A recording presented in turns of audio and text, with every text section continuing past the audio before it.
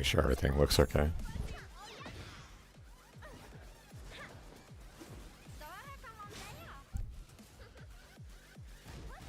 It's also really intense from this one side.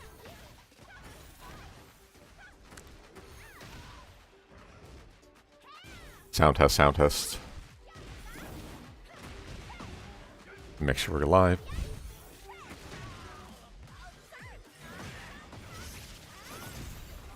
Yeah, we already did a breakdown of the Miyazu footage. I know a lot of people are angry, so what can you do? But yeah, we have it live or recorded already. I woke up at like 5 a.m. to watch it and do the breakdown, so.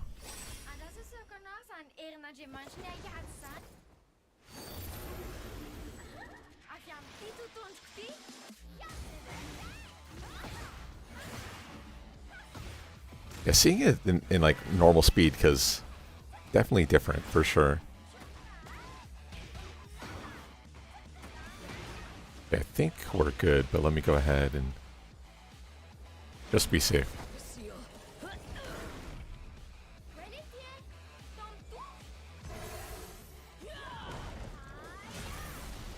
Okay, yeah, we're live, good.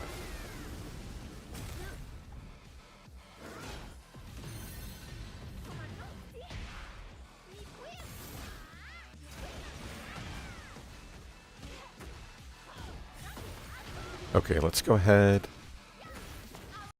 Since I have one Twitch submission, we'll go ahead and take a look at that first, and then we'll move on to the rest. The rest of them are, you know, names. So then we can just quickly... Oh, shit. Okay, sorry. Technical difficulties.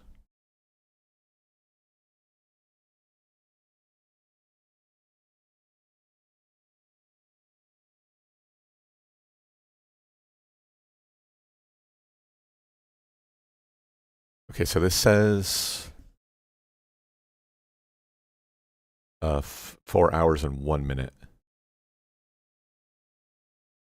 And then there's a little spoiler in the footage too. Or sorry, in their submission.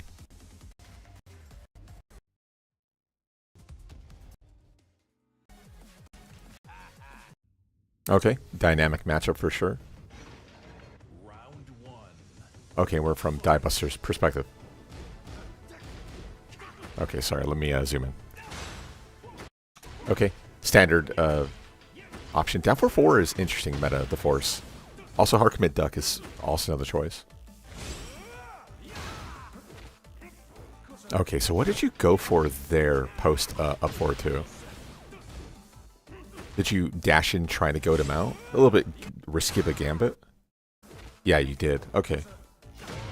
One thing of note is that in T8 you can crouch cancel by sidestepping into the foreground now, right? You don't always have to go background. Now in this matchup, I think it's probably better to go background anyway, but that's probably why he went for the throw, is understanding that you're playing 1P versus 2P, that you're more like, you know, the best way to counter it would be the background step, in which case the tracking option was on the table. Oh, why? If you're going for the down forward, like this guy should go for hit confirm down forward 3-1. That's a mistake. Okay, you have your meter. What are you going to go for? Nice duck.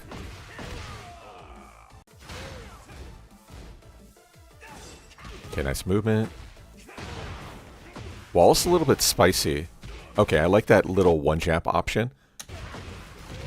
Yeah, he was in a weird dead spot where like maybe you could get like a back 3 CD2-1 or something, but it would be a little bit risky.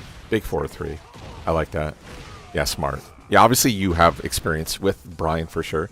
Or sorry, your opponent does. Because yeah, that was smart to go for immediate spin option.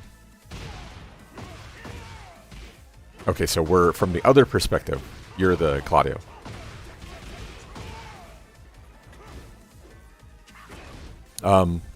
One thing I can tell you, like, so one of the best things you can do against Brian in general is know how to get up off the floor. And the way you do that is by using different options. So every single time you wake up, you should do something different. So toe kick, side roll, delayed side roll, tech roll, so on and so forth, right? Depending on your opponent's skill, like certain people can't link in proper taunt, back four, taunt jet up, or stuff like that. So against those players, you're more likely to want to tech roll. But yeah, using a varying like ways of getting him off the floor is like one of the best ways to deal with him. How's it going, Aussie? So, oh yeah. Yeah, you shouldn't go for a grab here, post back four. So back four is -10. I don't think Claudio's going to have the range to punish it. So you're going to want to stick out something further hitting. So there we go. That answers my question about the taunt into back four line. Okay, I like the meter pop. I like the churn steal. Okay, good call out. Yeah, there is some value to heat dash canceling, like the 3-2 to get to the wall. But I don't hate it. Oh, okay. Input mistake, but like that's one thing of note, of course. If you commit the 4-2-1-2 hit confirm in this position, like when he mashes at negative, like you can get hit confirm and get the wall splat. Now, granted, maybe off the wall here, but the idea is the same. I think you wanted running 2 if I was to take a guess, but don't forget you have other tools as well. Oh, I don't like the down 4-4. I don't like the down 4-4 simply because we made a video already about that. You know, plus frames or, you know, stuff like that. Claudio gets caught in a lot of situations. Wow, he 100% gave his chain up. Nice flash. Okay. Yeah, I don't hate the Demic too. Even if he low parries you there, there's a good chance he wouldn't die. Because he had no recoverable gauge.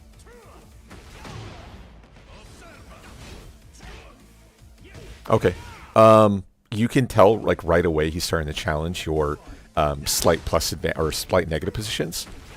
So that's where you have to start mixing up between Demic 2-1 and like sidestep at -2, post 4-4. Like he's already made the adjustment knowing that you're going to go for Demic 2. Now there it looks like you went for back 2, which I think still high crushes in T8. But still, that's a good call from him. Okay. Only thing of note I can mention here is you just need to be more cognizant of like wall positioning. So when you get your churn back post like, you know, Starburst wall stand 1-2, it's probably better to sidestep to the the background where you're more likely to get more value out of the sidestep forward. Because at post option, you're going to be plus frames with his back to the wall. It more often times than not. Okay, nice movement. Should be a kill. Okay, no, too far from the wall. Wow, down 4-4 actually worked out there. Surprised. Good block, Starburst. Yeah, same thing. Not a huge fan of down 4-4. Yeah, see, now he's just constantly stepping.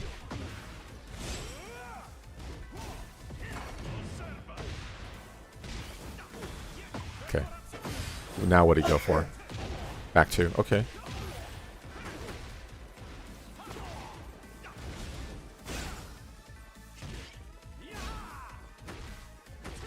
Ooh. Yeah, a little greedy. The down 3-2 there. Okay, now do you work him to the wall? Okay, I was thinking personally, like, same thing, knowing where the wall is. I think if you went for Heat Smash, you would probably break the floor. So it's funny to see him immediately challenge with up forward 1. Because, yeah, I think Heat Smash would have won there cleanly. It's one of those, like, sometimes just go for it. And same thing, it's like, depending on your opponent's skill level. If I was to take a guess from this Brian player, he's probably playing at about TGS. I'd be surprised if he's got plus God. Wow. Man, you are crazy, dude.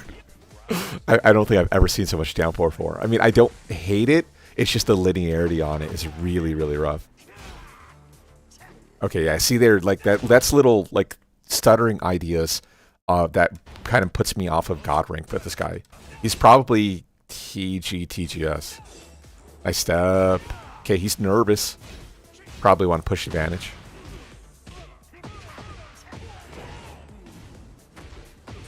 Oh, okay.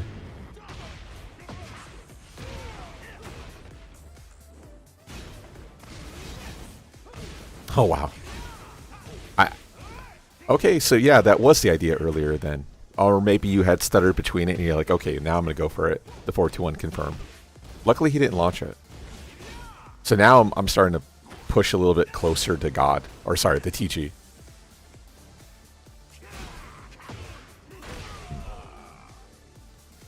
I only say that because like 4-2-1-2 is part of a string, right?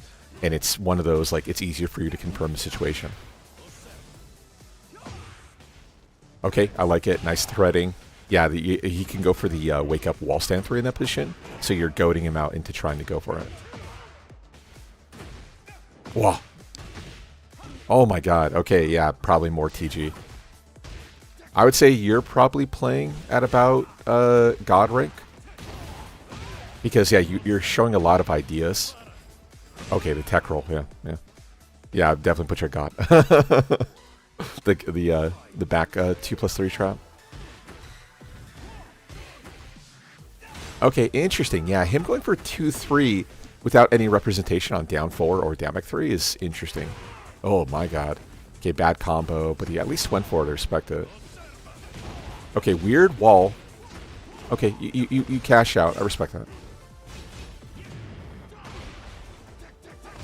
Wow, what the fuck?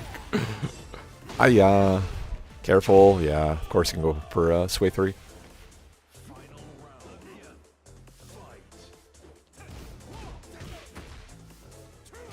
Okay, so now he's starting to dash in. So finally he's understanding the 2-3 at +5, where you actually get value out of it. Okay, so yeah, now he's representing down 4, which is minus 11. So I made a video about that, like baiting bad punishment. So similar idea. If everything's like a hammer, or sorry, everything's, you know, your hammer, everything looks like a nail. So as soon as you start seeing down 4 at -11, just assuming he's gonna go for like sway 3, then you kind of get into trouble. Okay, so you said... Okay, let's go ahead and take a... Okay, I misread that. My bad. So out of curiosity, are you TGS or God Plus?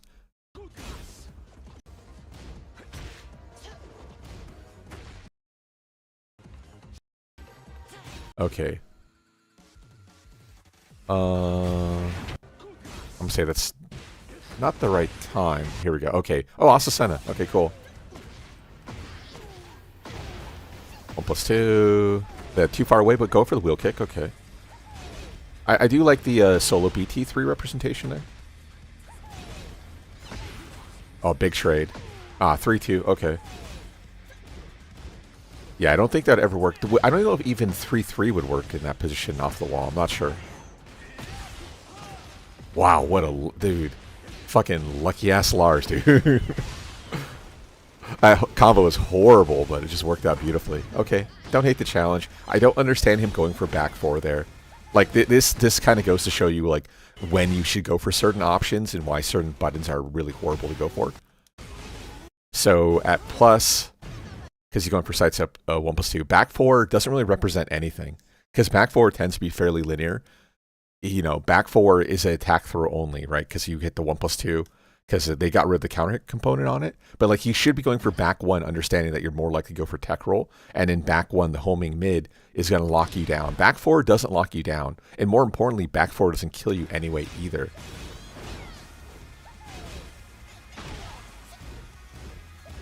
Okay. Nice. I would say just careful with down forward 1-4 follow-up. I think a Lars player is more likely to mash out there. And I don't know if your down forward 1 would even beat up forward 3, let alone back sway or side sway or anything. Okay, what did it go for? Right 3-2? Yeah. Oh, interesting. You didn't drop into leap and then he mashed out at -2. Okay, weird wall. Yeah, you can't go for anything juicy like the leap down 3 line. Okay, so he knew to try to punish the BT 1+2. He was just late. I don't know what skill level this guy is. Okay. Yeah, maybe more valuable to immediate beater pop rather than go for wheel kick. Because your time was ticking no matter what.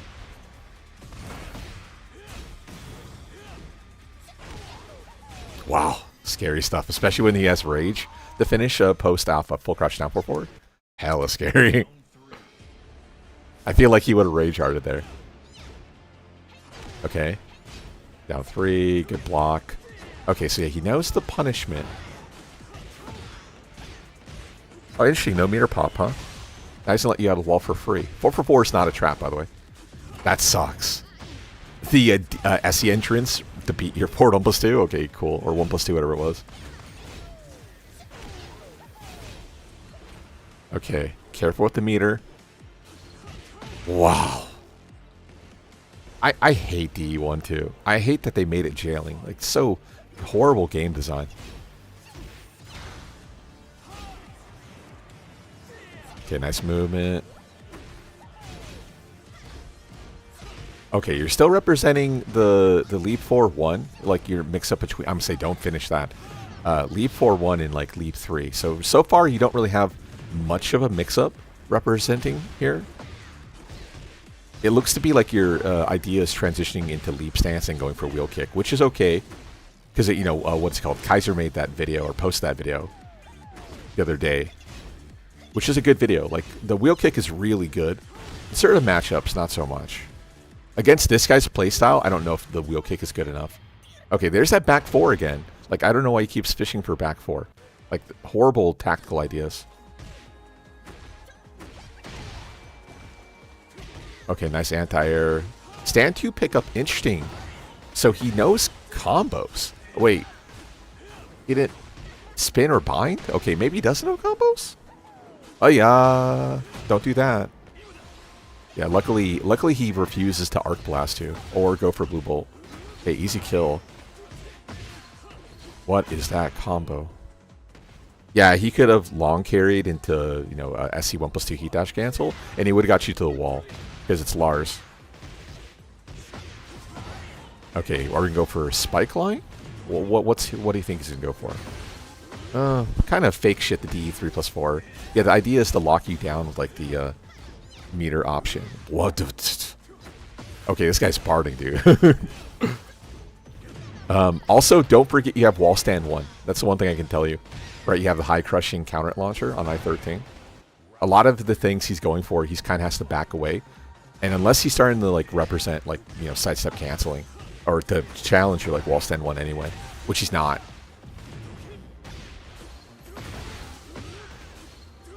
Go for it, okay. Yeah, he loves his DE 3+4. I respect it. Woo! Woo! Woo!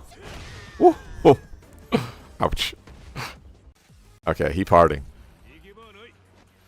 Oh, back to Claudio. Okay. Yeah, I don't hate it. The Azucena, you couldn't find your footing with Azucena, so it makes sense to go back to Claudio.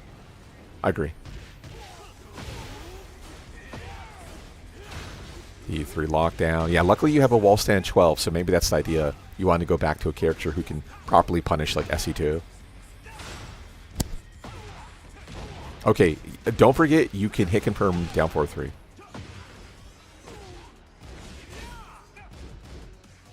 Okay. Oh yeah, so general anti-Claudio note for people. Forward 2-1, even though you can hit confirm it. 10 string, that's not even, yeah, that's not real. If it was one of those 10 strings where it's all NC from the 6th hit, it would be real, but that's not real. Yeah, so forward 2-1 has string penalty on it, so forward 2-1 is negative on block. So that's one of the, it's not, I wouldn't call it like a really dark secret of Claudio, but it is there. Nice step. Okay, I would like to see better punishment in general. I can tell you that for a fact. Stepping into like 2-1 and 1-2 is just not good enough. Wow, he's swinging, huh? Okay. 3+4, interesting. Ah, good thing he didn't go for down 4-1-3. He would have died.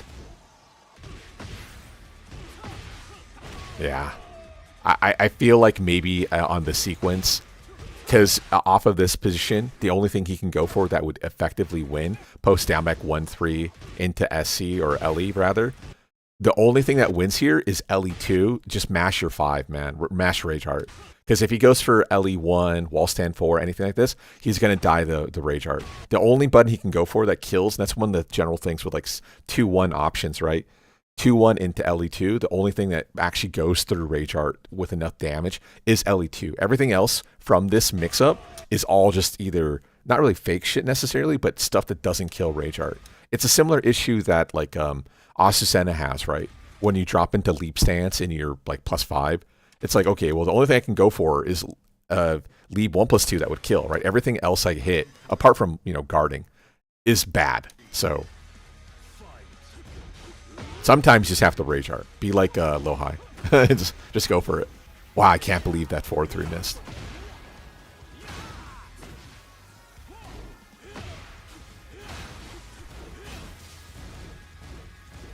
Okay, interesting. You kind of backed away from down back 2-1. I wonder why. Nice punish.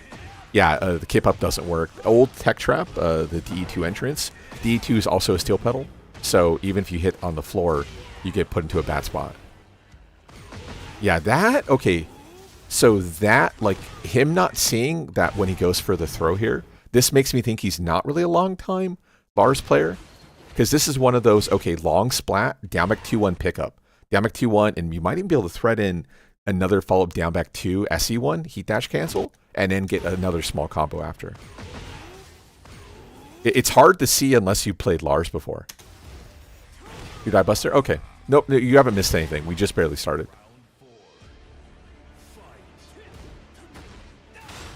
The one thing I can tell you is down 4-4 is crazy, dude. Okay, I like it. You're backing away from just falling with the down back 2-1. Okay, so now you're expanding your vocabulary. I like it. Okay, good block, easy kill. Okay, so you have a good read on his timing. It looks like maybe you need to churn up the gas. Wow. The 10-string turnstile, okay. I respect it.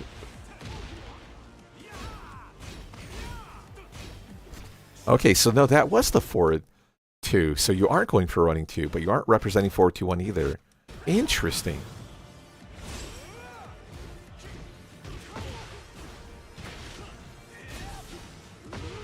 Oh, the SE2 is so late. Good low parry. Yeah, too bad you don't have heat burst. Wow, full sequence. Wow, he had meter to go for forward 3+4 and go for SC1 heat dash cancel. Uh-oh. Okay, good. He backs away. He's dead. Oh, too far? Back 1 is crazy. No punish, but look at that. Taste for blood. I hate Avalanche, dude. Fuck Av stance. Stance is so fucking stupid. Okay, yeah, so general thing for people, down forward 2 into SE1. SE1 is the quickest option, which is 12 frames. So down forward 2, I believe, is -9 if you transition to stance, -10 if he doesn't transition. So is it like a 13 framer? Now down forward 4, I think 14 frame interrupts here, so your down forward 2 on 14, but maybe down forward 4 with Claudio is 15 then. Maybe that's why it didn't win. I feel like 14 still threads there. Oh, down +2 is crazy, dude. Okay, so like the idea here is like back 1. I talked about this in like the Lars problem video from like 3 years ago. So back 1 on hit is +4. So this move here is +4. So back 1 is 15. So technically he can't do back 1 into back 1, for instance, because you just win with mash. The idea here is back 1 to lock you down, and then down back 4 for anti-sidestep. Same thing. So he's holding, or he's complementing or supplementing the issues with back 1 by going into a higher, riskier option. Okay, so he's probably going to go for DE3. DE4 killed. I'm very surprised. I wouldn't have held down because I didn't think DE4 was going to kill. But that's, you can tell, like, he's fishing for that. He's like, okay, well, I can't do this, I can't do that. Oh, shoe shine, got a guess. Wall stand 4 is spicy. Yeah, that was just a mashed out round for sure. So obviously, so the hell sweep you can react to. Then he's like +11, I think. DE3 like +6. Shoe shine, transition. The wall stand 4, so +3 into 4. But still lose the rage art. Keep in mind, the issue, of course, is the threat of LE1 or LE2. Now, the nice thing with rage arts, that has been the way since T7 is you can't actually counter hit a rage art. So the down forward 1-3 only won because it was counter hit. So you hit a button in between, and he simply didn't have the frames because wall stand 4. I don't know. With Lars, typically they're at least +5. So down forward 1-13. So you didn't go for power crush. You had to go for like maybe down back 2-1. Something like that. I'm not too sure. But like a lot of the frame things with Lars kind of start falling to the wayside. Back 4 is crazy. Only reason I don't like back 4 is because back 4 used to put you into a floating state. They got rid of that in T8. So the animation's the same, but the frame data on back 4 is significantly worse on hit. So you can't actually, it's like if you go airborne, back 4 used to be a launcher, but it doesn't launch anymore. Yeah, you're in deep shit because the wall's great. Meter pop, 1 jab. Yeah, down forward 1 variation. Force 50-50. Interesting DE dancing. That's not really a thing, by the way. It's not a thing because when he performs the attack throw, it gets rid of the ways you're able to get off the floor. So the only option you really have here is delayed side roll because you can't tech roll that, right? It's a hard knockdown. And then back roll. So DE dancing, like as soon as you go into this side roll delayed option, like he should let the DE3 +4 go because obviously that's what he's fishing for. He's fishing for DE3 +4. So as soon as he sees you do one of the only 2 ways you can wake up, sorry, technically there's a 3rd way, which is like quick stand.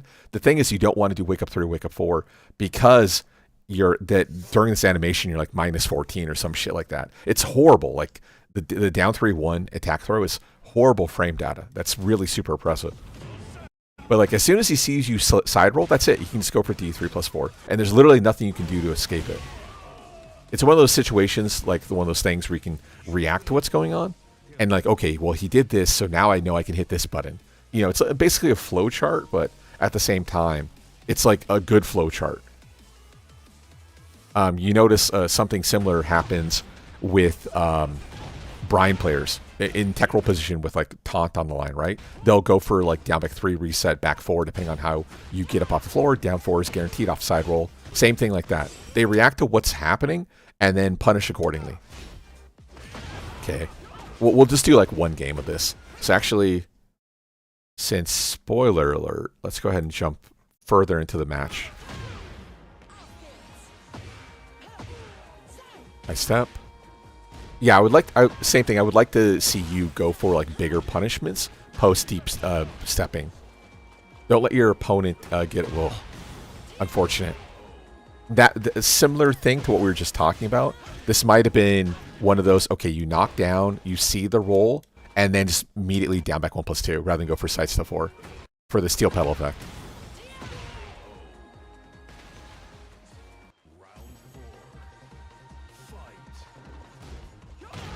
Okay. Okay, you like the 4-2-2? I agree, I do that myself.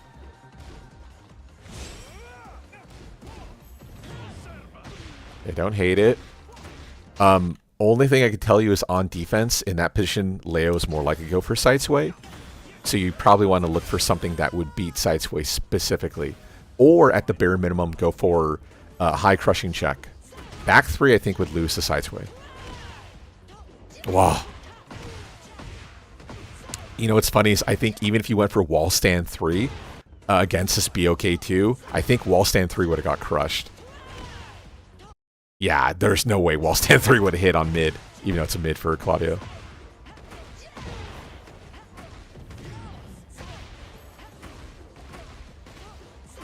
Yeah, that's not really a thing. Okay. Yeah, gonna pop it. Nothing you do as Claudio. Just have to hold it. Okay. Wow. Little flash step back 3-1. I respect it.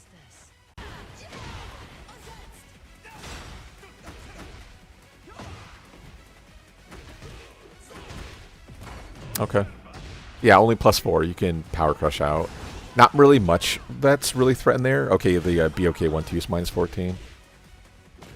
With Claudio, I guess 3. You have 3 too. You have a good punish.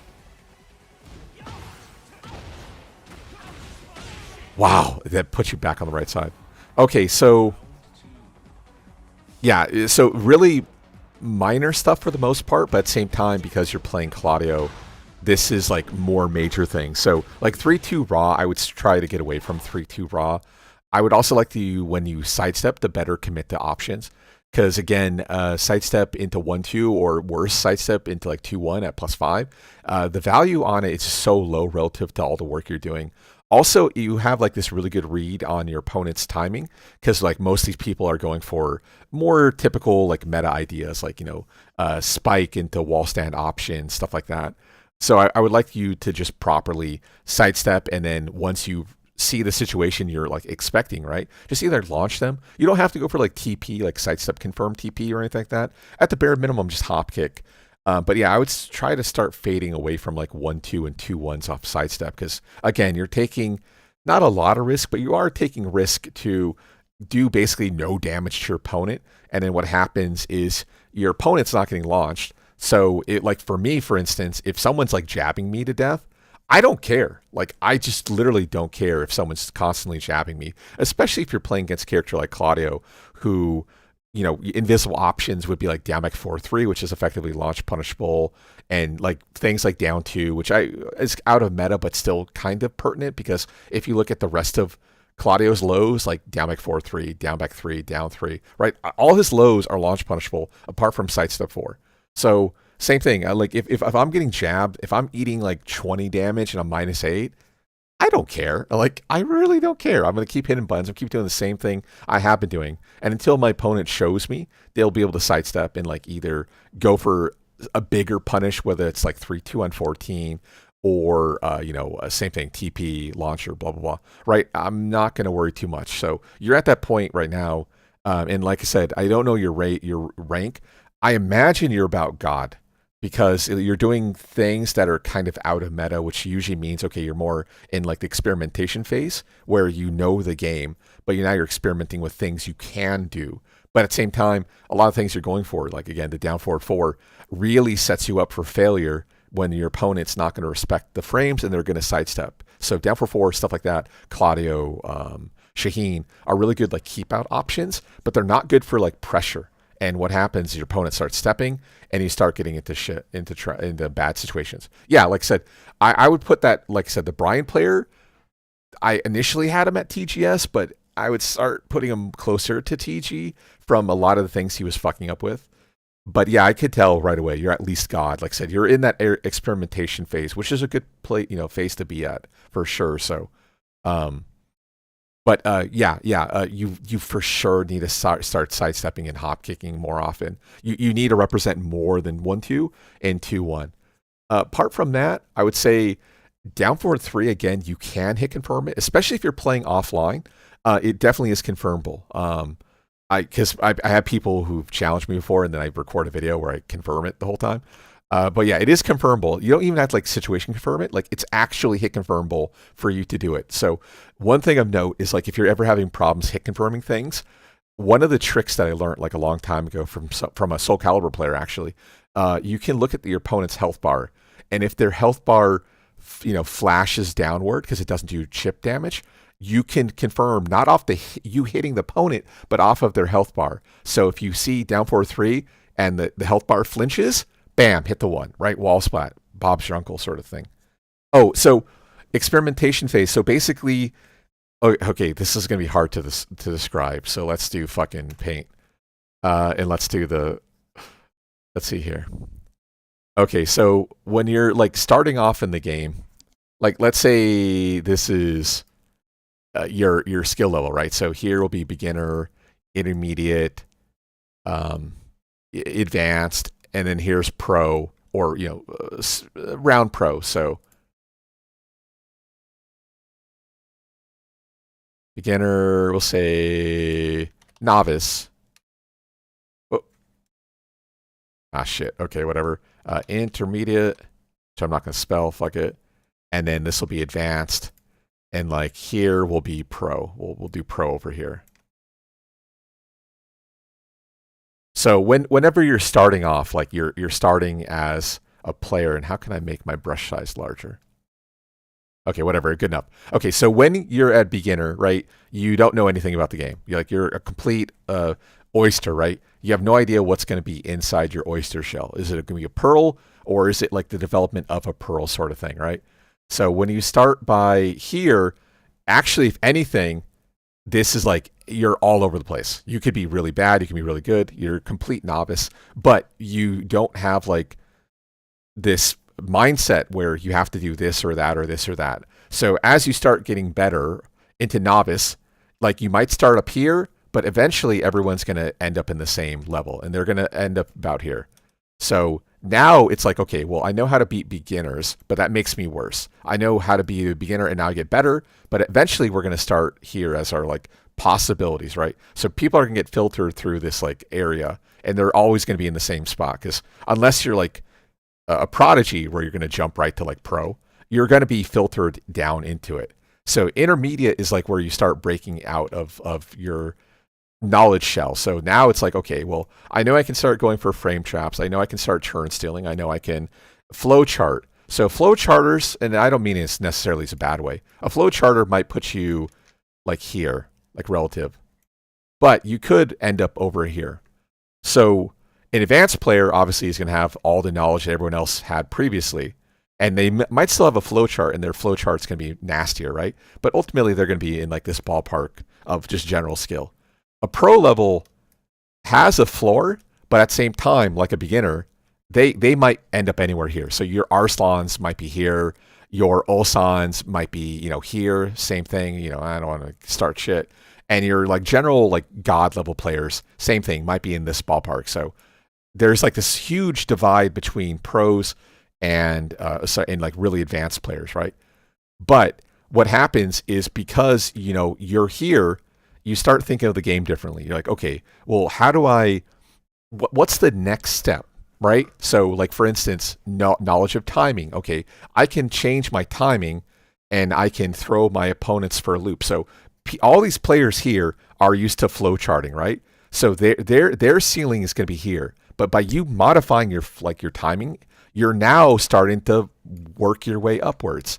And this like pinnacle of absolution, like the strength, is really from experience and just general game knowledge, right? But they didn't get there by just playing normally, right? They start experimenting. So one of the videos I never made, but I talked about back in T7, if you've been around for a few years, is if you look at a player like Ni constantly forces metas that are out of meta. So he doesn't play normally and he'll just completely disrespect you. But the thing is, you've never seen that before, and it might be the dumbest move ever, and he just whittles you out. So that is like the experimentation phase. Like, I'm using Ganryu up forward 1 open field. Okay, well now that's like out of the normal ballpark of expected region of like where the opponents should be. Now it's like, holy shit, well, I've never seen that move before. What'd I do? Or like Brian down 4 and using that for space control and timing control. Brian down 4, or going back to bring it back to our Claudio player, down forward 4 is one of those moves that same thing. If you don't know what to do with it, it's probably closer to down here, but it's same thing. You can use it for timing, space control, interrupting, annoying your opponent. There are these little splotches of things that you can expand on and better understand. Where, you start experimenting with atypical moves. So this goes back to like top 10 moves, top 15. A lot of players will just use a top 10, a top 15, but there's like realistically another 20 moves that actually have some value.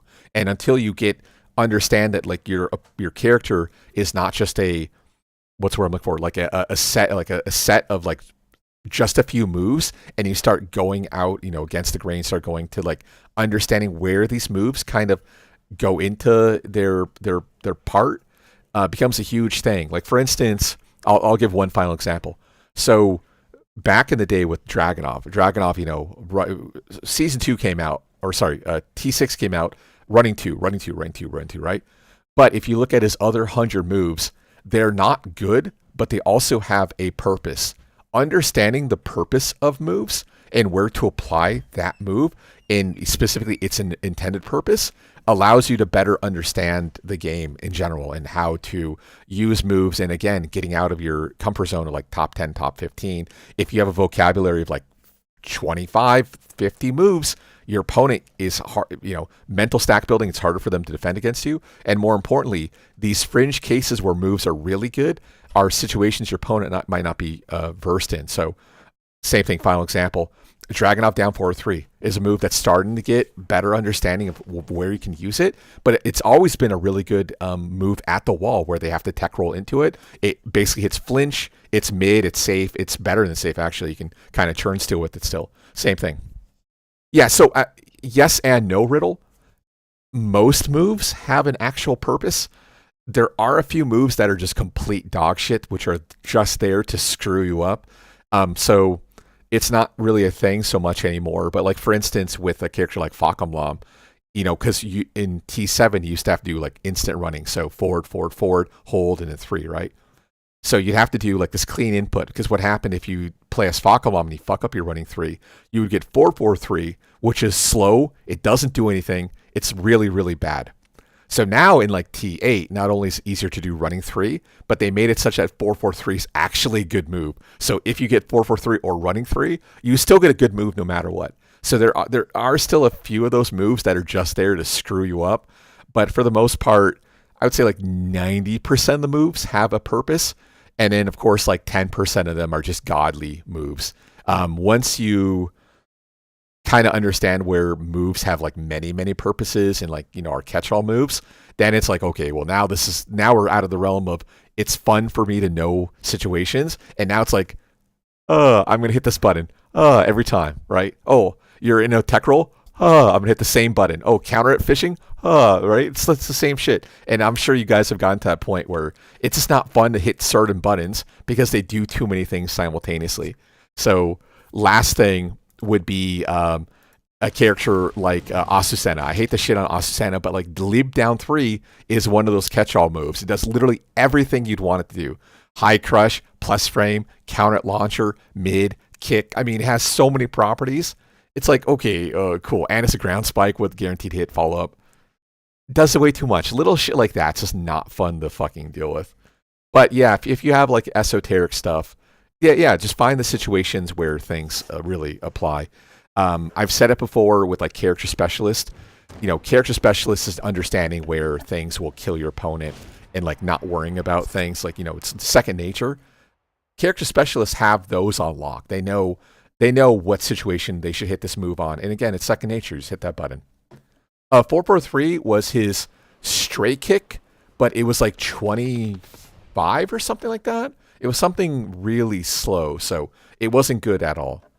But yeah, it was linear. Running 3 is like airborne, so you wouldn't even go over lows with 4-4-3. I guess technically there was like a frame where you would go, you know, whatever. You know, you would jump a low, but like 99 times out of 100, you would never actually low crush with it. And it was slow, and it didn't do anything like that either. So really, really frustrating shit. Okay, where are we going to? Okay, hopefully I can copy and paste. And this will be Fez. Okay, did you have any notes, Fez? No. Oh shit, sorry. Let me get my chat back up. Where's my chat? Okay. Niche options can put opponents situations. Yeah, 100%. Not only that, it's also for follow-up options. Certain Oki become stronger when you use these weirder esoteric moves. Also because we're like playing T8. You know, some of the esoteric moves might have multiple properties as it is. So by them kind of calling options, we get to this point where the buttons that are still left kind of always have a purpose. So in case you guys haven't noticed, like a lot of characters lose or have lost like a lot of their certain trashier moves, and it's been more streamlined. Also, some moves have been nerfed that are you know, have been destroyed that are actually good. But for the most part, I think they've kind of done a pretty good job with making this move list like slimmer for beginner players. But yeah, for the most part, most moves have a purpose. The hard part's just figuring out what they actually do. So down back 2-2 is the start of his 10 shrink. It also high crushes. The high crush is what the move is there for. Okay, let's make sure. Okay. Oh, wow. Interesting. The stand 3 beat the lion drop back. Okay, yeah, minus 14. I would say I don't have the frame data on. So the mix-up off 312 and 314, either a high or... Oh, wait, do it. What do I know I have on? Something's weird. Yeah, it basically is that guess between the mid and the low. Or, sorry, the mid. The mid and the high. Okay, interesting. Lancaster. I would say careful. You whiff the PAB down for it too. You don't want to get yourself into a situation where you just automatically hit a button, because even if your opponent doesn't like max punish the PAB down for it too, right? You're starting your Lancaster like super fucking negative. So if he doesn't 10 it and he goes for like down 4 2 3, right? You're just dead. Okay, this is an easy kill. This is still an easy kill. No. Obviously, you're not the Fahkrumram player, but yeah, you have... Okay, he's also 390 prowess. Okay, a little bit late. Yeah, 4 for 1 plus 2, minus 14.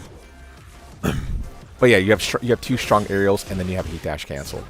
The combo itself does like easily 100 damage plus, and then from that like bad combo, it'd still do like 80, so you would have been dead. Yeah, nice flicker of 1 pressure. Okay, you can go for reset? Okay, obviously you have to break the throw. Careful with the toe kick in this position. He's already shown like a long-range pressure. Now granted, oh no, if you toe kick, you're still instant standing. So if you went for jet kick, you would still get launch punished. Yeah, down for 2-1, minus 13. Okay, he's really hesitant on trying to get in on you. Interesting. Okay, he's just throwing you because he knows your Pringles and throws.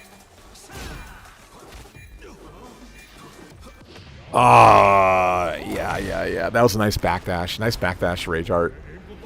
You're winning. There's no need to go all in with an option like the down forward 1 canceling. Shit, sorry. I forgot. Oh, yeah, we're doing match reviews. Yeah, that's correct. Okay, wall break or floor break. I don't know what the combo here is, though. Oh, okay. A little bit scary because ultra talls, usually their heads are really small. So whenever their head is facing towards you, it's harder to link combos.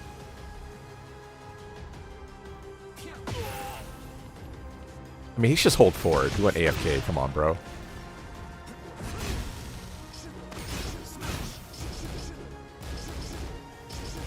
I like it. Bad punish.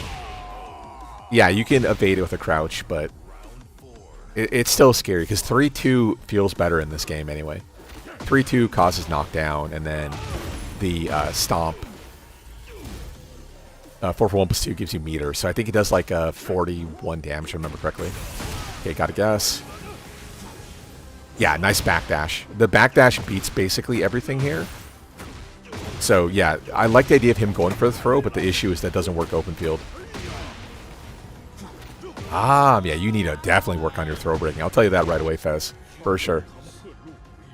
Yeah, so we typically would do this every, basically every month or every other month. But, yeah, just keep it, you know, keep it open. Or, you know, that just look out for the next one, basically. Get ready for the next battle. Okay, hopefully this is a different one.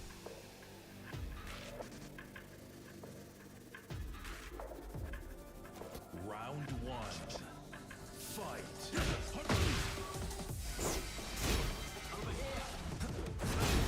Okay, you're not dissuaded. I like it.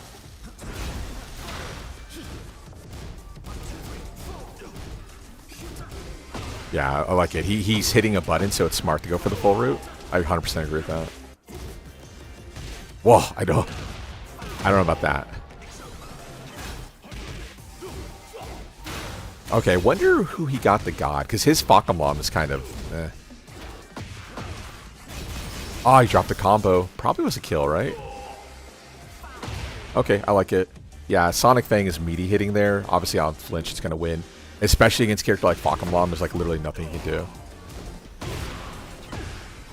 Yeah, wall stand 3 minus 14. That's what I was telling you, go for Sonic thing. Okay. Nice movement. Probably better to go for a down forward 1 poke. He's already shown like he's not going to respect the down forward 1-2. So maybe start representing the sidestep down forward 1-2 against him. Is every low for Fahkrumram minus 14? No, it's not. So down forward 3 is minus 13. Down 4 is minus 15. And then full crouch down forward 2 is 14. Okay, something of note. This down forward 3 plus 4, this final hit, you can Rage Art and Power Crush it. So the tricky part is trying to understand if the Fahkrumram is a hit confirm player, in which case down forward 3 plus 4 is minus 10, or if they're going full root. If you know they're going full root, you should always Power Crush it and or Rage Art it. Now, down forward 3 plus 4 is not as strong as forward 2-1 mix-up, because forward 2-1 gives you wall splat, hard to max punish the final hit if he goes for full root off Garuda. This move here is more easily understood how to defeat it. So either Power Crush it or Rage Art for sure. Especially when you have meter on your side. Okay, dash 0 and meter pop. Okay, run 2 is a little bit scary. Is that a kill? Yeah. Yeah, down 4-3 is the minus 13 one.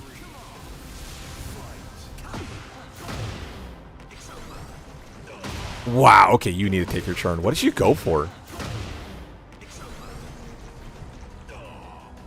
Oh, you went for the... Wow, why was your throw so late? You went for the calm throw to break the floor. I mean, I like the idea. How can I take control?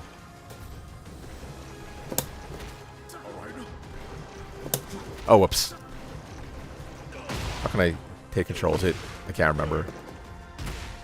Oh, am I am in control. Wait, oh, I'm in control. What the fuck's going on? Yeah, I hate how... God, I wish you could just disable control. It's so annoying. I'm pretty sure you would have time to get the throw in. Plus 9 into like a 12 frame buffer, probably.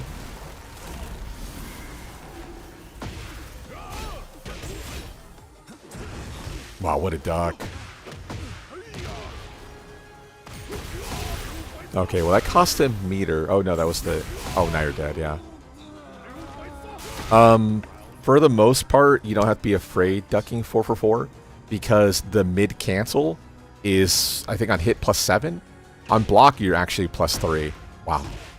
So I would say don't be afraid of it. It's more valuable with a wall break, though, than it is with open field. Obviously, he's just styling on you. Wow. Yeah, minus 14. 2-2 probably reaches. Sonic Thing for sure would reach. Okay, so what did you do? So you tech roll. Oh, you just took way too long to think. You wanted 4-2-1. Okay. Yeah, punishment. I mean, this might be a, like, he's just not used to Fahkrumram. So I'll give him the benefit of the doubt. The throw breaking, though, Fez, like, you need to work on throw breaking. Yeah, minus 9. Back 3 plus 4 is minus 13.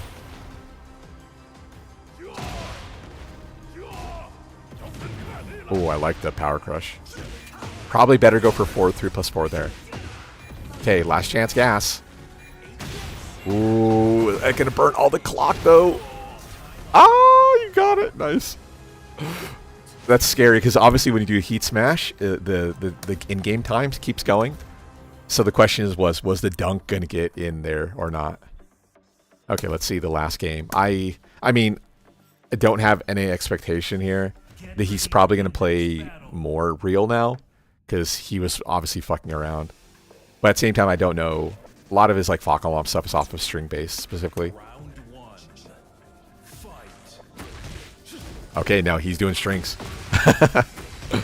Yeah, that's the nasty part like I was talking about. 3-4 on natural hit actually causes the knockdown or NCC. So this is you have to guess, and you're minus 24. So 4-for-3 is typical option, or 4 buffered 4-1+2. Or all in 4-for-1+2. The hide animation. Okay, nice movement. Yeah, probably better to go for the sidestep right full crouch down 4-2, but it's okay. The Wild Man's a okay start. Gotta start somewhere. Nice challenge. Okay, you have a good read on his timing. Oh yeah, so not only can you punish that with a duck, unblocked down for 2-3 is also 13. So yeah, 13. But yeah, you can duck it to better punish it, and you're dead. Okay, he fucked up the forward buffer. Wow. Okay. I didn't expect the heat smash to hit that far away. Okay. Also, yeah, the 2-1 felt like you're on good timing, which makes me think this game might have been laggy in your defense, Fez. Yeah, the Fahkrumram down back 4 strong aerial is really not good. You have to have a good read on the timing itself. Beautiful back 3, easy kill. That was a horrible combo, but it killed you, so whatever.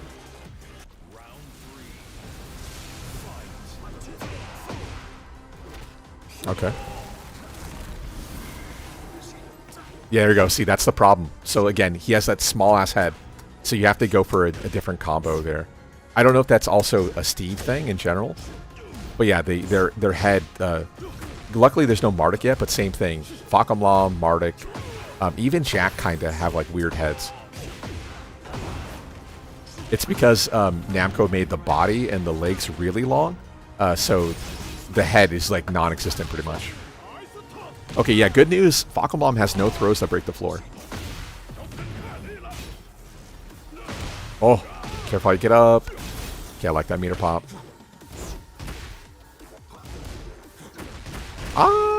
Yeah, down 3-4, just duck it.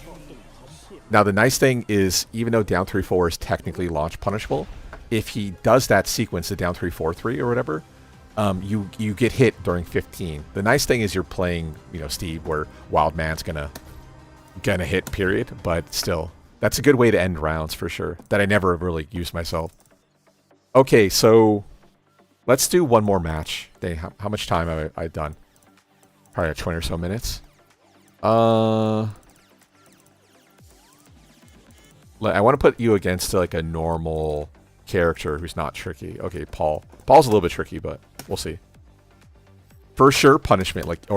Punishment is not great, but it's same thing. Maybe it's because you're playing against Fahkrumram. But your throws, for sure, you need to work on throw breaking.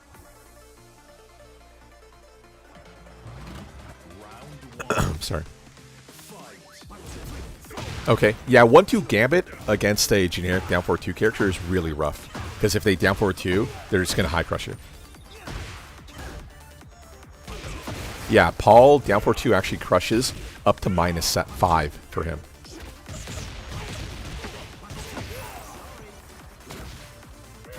Whoa, what a trade.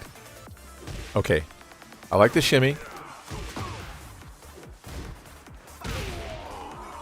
Okay. Is wall travel potential reduced? No, actually, if anything, wall travel is improved after a floor break. Technically, the floor break doesn't count as a hit, so it's the same thing. You might have an extra hit in your combo, but for the most part, you should be fine. Whoa, you wanted sway too? Why? Okay, yeah, probably need to get off that wall. Maybe up back 2 into heat burst or something like that. Okay, no wall splat. What a duck. This guy's not ready to punish you, though. That's one of those, like, you played a little bit too fast, and he played just slow enough to screw you over. Down back 2? He has combos. Weird wall distance, yeah. He couldn't go for strong. Interesting. The demo man missed off of your right weave. Oh, are you dead? Yeah, probably should have shoulder right away. Yeah, full root. That's a command throw, so it's harder to break the 2+4 back. So I can't fault you. Okay, you're open field. Got him again. Yeah, I like it. Don't meter pop it. Okay, back away. Okay. Nice step from this guy. Wow. I can't believe that went under you. Good break on the 1 throw. Yeah, he went for the combo and he won the wall spot you with heat mode. The nice thing is with the QCF 1+3 throw with Paul, it's slower than normal throws, so you actually have more time to react to it.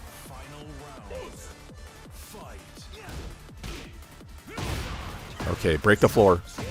Actually, maybe don't break the floor. Yeah, we want to take away the chaos.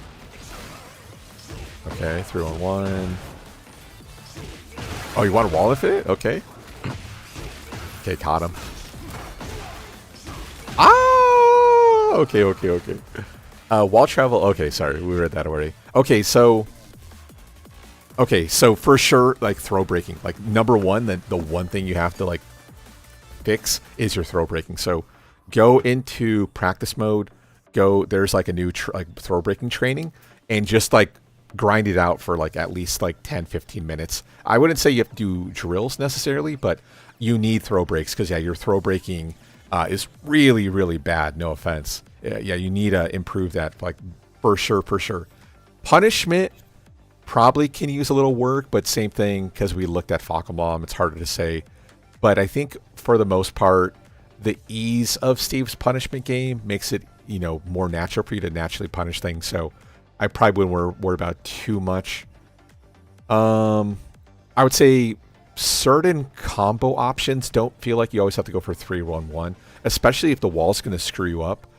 To try to go for that strong arrow tail spin off 3-1-1, maybe just use something simple like just sidestep one direction, up back two, and then go for your heat burst, and then I think you could still link in 3-1-1 after that, because now for sure you're going to have them off of the wall and in a state where you know you can link in the follow-up hit. So I think that works. So I would say careful of that. Back one was good.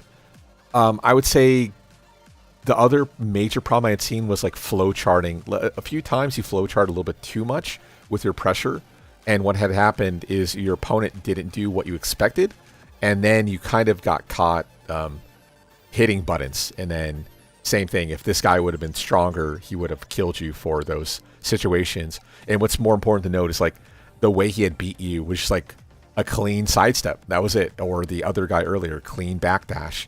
So I would say try to read defensive options and then play against their best way to either mitigate it or how your opponent plays. So some players like the backdash, some players like the sidestep. Know who you're playing against and do the best option to beat that, and you'll skyrocket in rank right away from just being a little bit more cognizant of what your opponent wants to do and then read accordingly and punish them accordingly. Like for instance, up back 2 is really, really strong until your opponent starts ducking it. Same thing to beat sidestep. Little things like that are pretty big. Yeah, punishment and throws. Throws by far are your biggest detriment. And I'm glad that guy called you out for like absence of throw breaking, because it kind of goes like, it really showed us like, okay, this guy knows you're not throw breaking. So it's like, okay, he's going to hit that button. He's going to keep going for it. So I respect that. Okay, so we're perspective of Sin. Let's do versus Kazuya, because we already saw Fahkrumram. I guess we could do... I saw a Raven. Was I blind?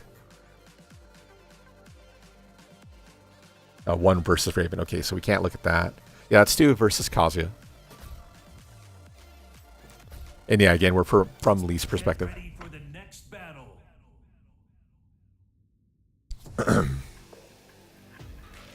Dang, another. It's the same stage. Bummer. Oh, down for 2 open? Okay. If from you doing down for 2, I imagine he always opens up with down 1+2.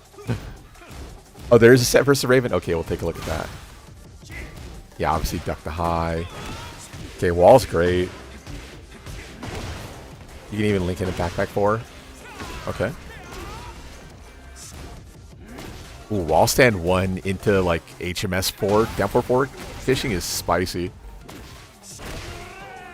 Okay, so I think you can still do it, but by the wall when you hit down 3. The down 3 HMS cancel back 3 into either 4-4-1 or 5. I think that does work. Oh wow, you did challenge. Okay, let's go. Wow, good duck. He should 100% heat burst. Not a fan of the combo. I think the reset was Huh? Down 4? Okay. Down 4 3-2-3 is crazy, bro. You're really hoping he just doesn't go for duck jab or rage art. Also, this guy loves down 4-1 too. This is spicy. Okay. Yeah, no strong aerial. Maybe he doesn't like the consistency on sides of 4. Okay, I like it. Like the back roll catch idea. Okay, easy kill. Okay, let's take a look at the 1 versus Raven. Because, yeah, I think this guy is, like, nowhere near skill level. So you're going to blow him up. Okay, so there was... Ah, here we go. That's what I was saying. Okay, let's do game 1. I think game 1 will teach us a lot. But, yeah, that Kazuya was nowhere near skill level. Ready for the next battle.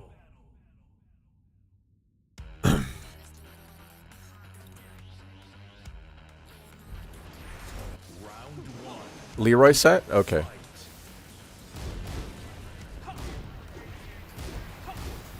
Okay, stand 3, interesting.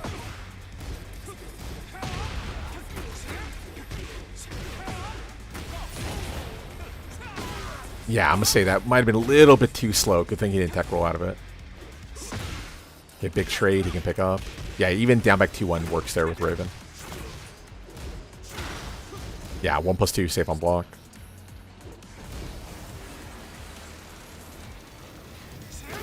Yeah, what's interesting is he's forcing this down forward 1 meta, but he's also not trying to churn steal.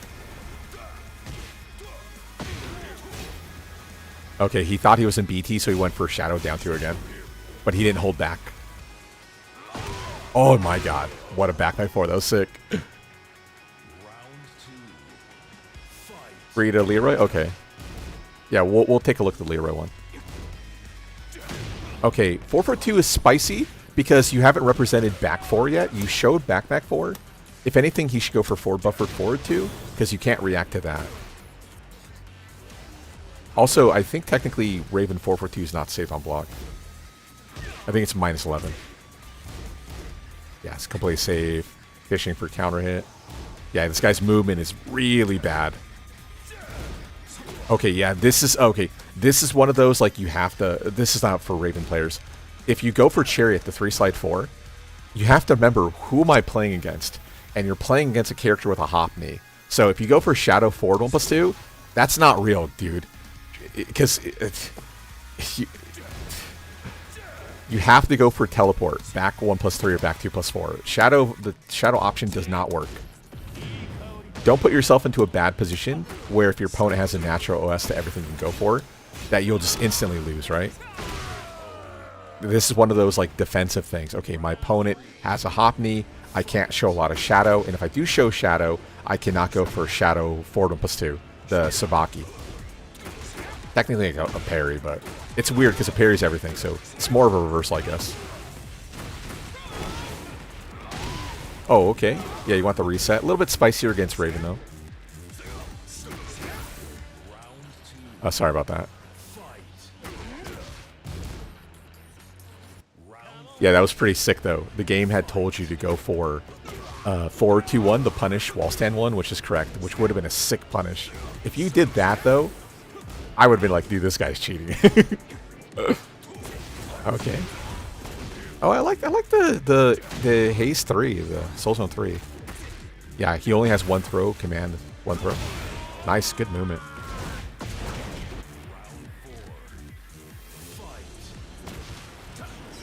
Okay, spicy.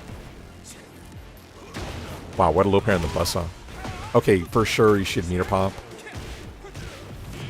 Wall stand 2-3 short? 4+2. Okay, a little bit too far.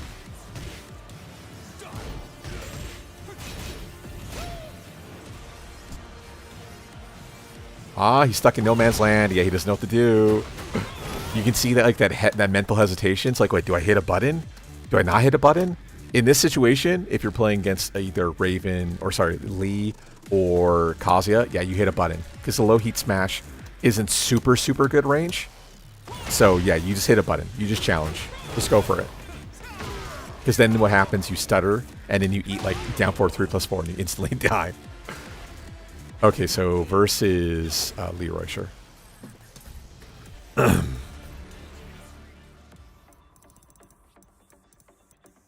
Okay, we'll start you halfway through. Also, unfortunate, it's an infinite stage, so you're not going to be able to get to the wall, which is like half of Lee's plan, right? That massive burst of HMS up before and shit like that. Round one. Fight. Okay, good challenge. Nice movement.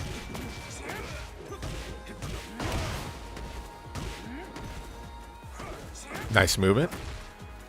Yeah, what's actually funny is I made a video. Whoa, yeah, that's minus 15. Okay, he's hitting buttons, so I like it. Okay, so here's just a little bit of knowledge in general.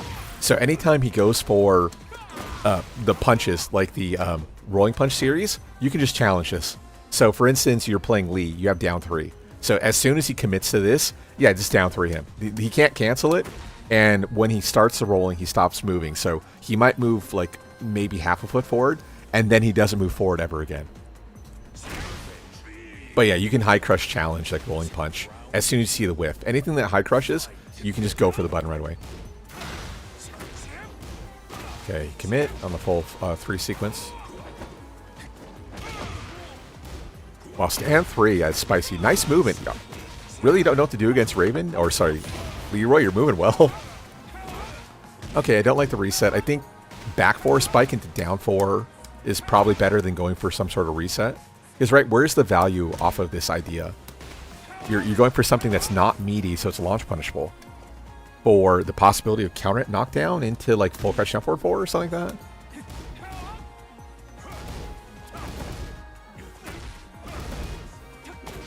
Okay.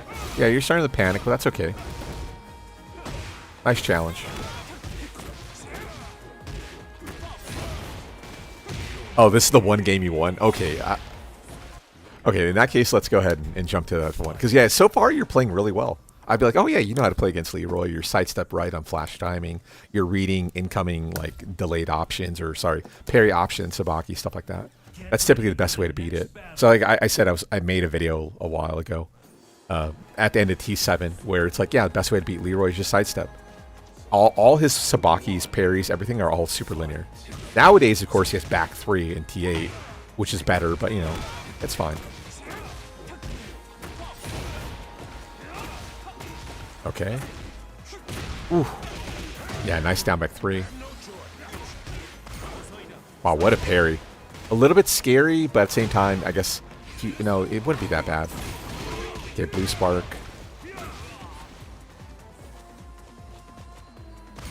Okay. Yeah, the gun, punishable. That's why I wanted you to go for 1-2-4. Interesting, it tells you to go for 1-2-4 instead of 1-3-3.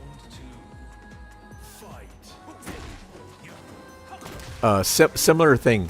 So because you have Hopney, you actually have a better counter against it, which is why as soon as he went for down back 3, he cancels HMS with sidestep into 4.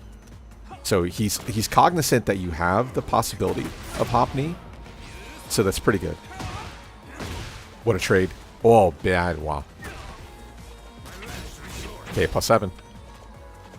Yeah, so the Kane option, the mid is not plus, so you can take your turn. The low is -14.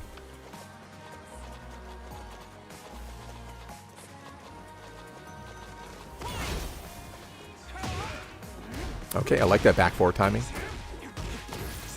Is this a kill? Nah. Okay. I'm glad after up back 3 you didn't hit a button though. Ooh, he didn't meter pop that. Spicy. I wouldn't necessarily recommend this, but yeah, when you heat dash cancel, the heat dash cancel options tend to be jailing. So whenever he's threatening like not HMS because you're on screen, the Hermit 1+2. I guess it is HMS too. No wonder. Yeah, you technically can take your turn. Now, granted, if you do, and he goes for like down back 1+2 Sabaki, that's a launcher, but still, you could buffer something. Okay, yeah, +6. I would say this is for Leroy players.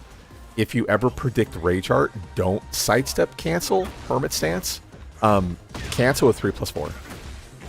Okay, this move here, Hermit 1, used to be the only option he had, -10, because it was Sabaki. Now he has an extension to it, which is Hermit 1-2, which is a high. And actually, let me turn on the heights. What is it? Attack info? Okay, no, that's not it. What is the...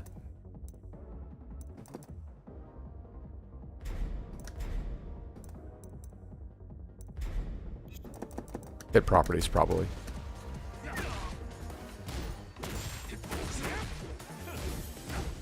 Okay, good patience. Good punish.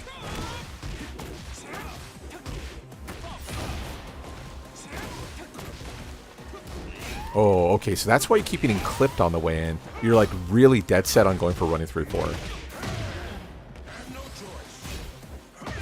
Yeah, scary part. Okay, never mind. Bro, orbital at -8 into back 1+2 is crazy. What you also have to know with the orbital option, orbital is super linear with Leroy, so like bad. we'll do one more. So right now, I think your just biggest detriment is just character unfamiliarity. I think once you like have a good read on your opponent, or sorry, their character, like you're able to easily trounce them. But now that you play against someone that you're not used to their character, you just kind of fold. So unfortunately, like the best advice I can give is just learn the character, learn the matchup. But I think you're moving well. Maybe that's issues. You stop moving, like this sidestep 1+2 idea sort of thing. Did this guy really Hermit transition the beat down 3 with the auto Sabaki? What? Okay, yeah, Hermit 3-4 -15. That's why he's showing it to you. Nice movement. Good challenge. How's it going, Deji? Yeah, we haven't got to you yet. Deji, you're next. Wow. Okay, so now he's just disrespecting you, and I respect that.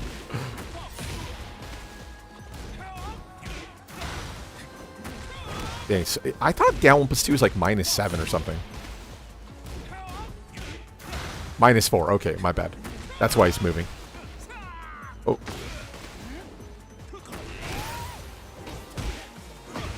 Okay. Yeah, that's another option you have to effectively challenge back to, is if you have a string, especially one that's like weird timing, yeah, you can thread in the string to challenge it. Yeah, high option. You just have to duck it. Oh, interesting. I think the value here for him would be to go for the Heat Burst, the extension off of the Hermit 1-2. Gotta guess. Nice, okay. Okay, good movement. Should be a kill.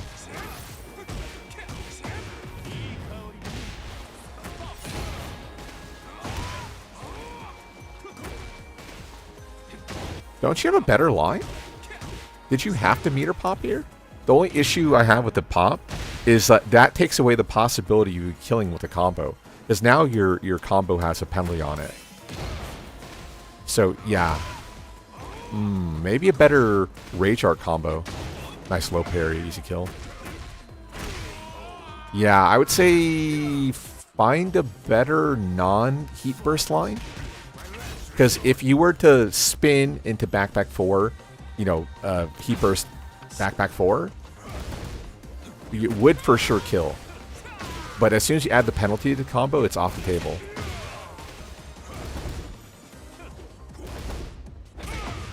Wow, 1+2 into sidestep 1+2. Scumbag, I like it. Yeah, what's funny is he's kitchen sinking now. He's just hitting all the random buttons.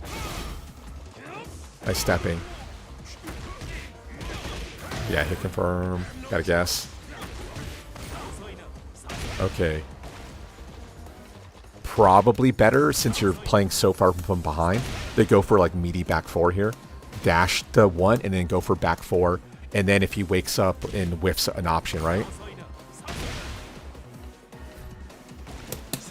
And then a meaty back 4 option, and then same thing. If you space out well, you drop in, he wake up 3, wake up 4, HMS 2 for whiff confirm. That's the only ways you actually can win in this position.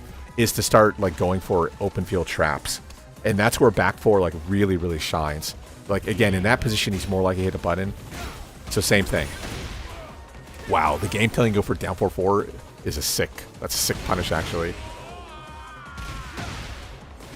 Okay, so let's do one more, because this is now the flip side. Like, you were trouncing the Kazuya guy, but now you are really hesitant against it. Now, the thing I'll give you against him is he is definitely good enough that he's disrespecting you and hitting a bunch of random buttons, which goes to, like, mental stack building, right? So, same thing. But he's also a more atypical character, so let's go ahead and... Yes, I fucked up. QP, it doesn't matter. Yeah, exactly. He knows that you don't know. But the good news is you're moving well, right? There's not much else I can ask for you to do in that position that you weren't already doing, because that's the nice thing with a character like Leroy, is like a lot of these things are like -2 for him. So it's not really not his turn anymore. The issue with Leroy ultimately is he's fairly linear. So yeah, you're stepping well. Little things like the combo optimization is probably better, but... You were moving well, and you had a good read on his timing. It's just he was disrespecting you enough that you can tell you're frustrated. Okay, easy kill. This is a horrible combo. Wow, hell sweep. Wow, no respect. Holy shit. Okay, good challenge. Yeah, you are stepping strong though, so careful. Dude, who goes for running 1+2 into Raijin 1? Bro, what? Yeah, typical trap line. Wall stand 4 into 1 back 2, and you can hit confirm it as well. So he didn't confirm the 1 back 2-2, opts to go into Fujin stance, but he cancels Fujin stance. Huh? Okay. I don't hate the down 3. I mean, if he's gonna keep dropping Fujin. Now there's the idea. Now he transitions to up 4 3-4 canceling. But what? Why would you force like a shitty meta like that? Whoa. Okay, what can you have done here? Probably forward 3.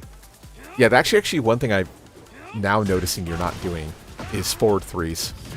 You're spacing and moving well, but you're not representing that long range 15. Wow. Any meter pops back. Why would you fucking heat dash cancel back opus 2? Yeah. Hella Danny. Oh, really messed you up? Interesting. I mean, you're doing okay. Okay, a little bit ambitious going for the Blazing Kick can. Okay, so in general, against Fujin stance entrances, Heihachi is negative. So here, obviously, you're -9. But whenever he transitions normally, you're actually plus.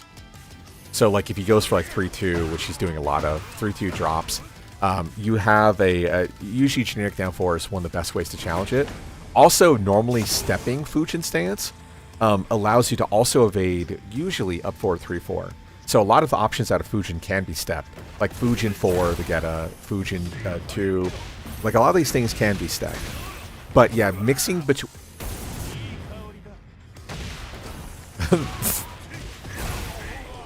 Wow, I can't believe that worked out for him. That sequence was really horrible. I respect it, though. But, yeah, mixing between generic down 4 and power crush is usually good enough to beat Fujin dancing. So, granted, you know, generic down 4 is launch punishable nowadays, and same thing if he transitions into up 4 3-4, it beats it at plus frames specifically. But, like, just mixing between those two options are pretty good, and even throwing's not bad either. Because then it forces the Heihachi player to use Fujin 1, which is his fastest option on 13. But same thing, it's like, okay, well, Fujin 1, like that move there, has problems of its own that you can play against specifically. Back 2 is super greedy. Yeah, the slide also super greedy. Luckily, did you hit him on last frame? You did. Wow. We take those. Okay, probably better to go for strong aerial and then react to the situation by using the frames. Nice movement. Yeah, so that's the thing. So Power Crush also beats Fujin 1+2, the Power Crush, and it also down 4 beats it as well. So usually between those two, and or movement is how a great way to challenge Fujin in general. Okay, a little bit late on the punish. Yeah, you went full 2-1-2. Luckily you didn't punish it. Gotta guess. Nice duck. Okay, that's a kill. Oh, you jumped back 2 loop. Kill him. Okay, good. Said the same thing.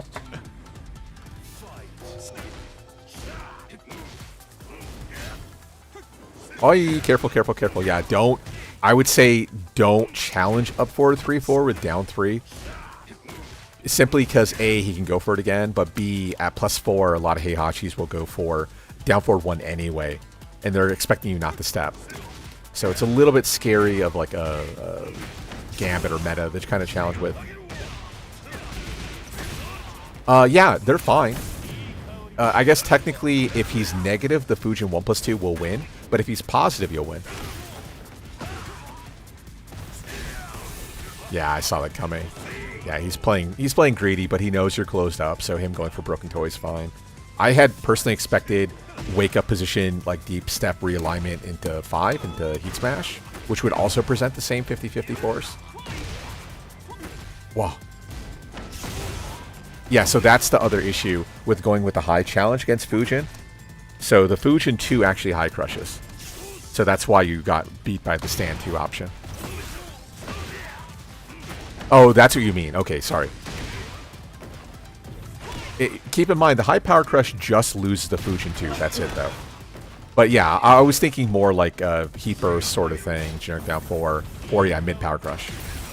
But that's the thing, right? The Fujin 1+2 is just slow enough that if he's executing it at negative frames, the Fujin 1+2 will win. But the Fujin 1+2 will lose against positive frames whenever he's into it.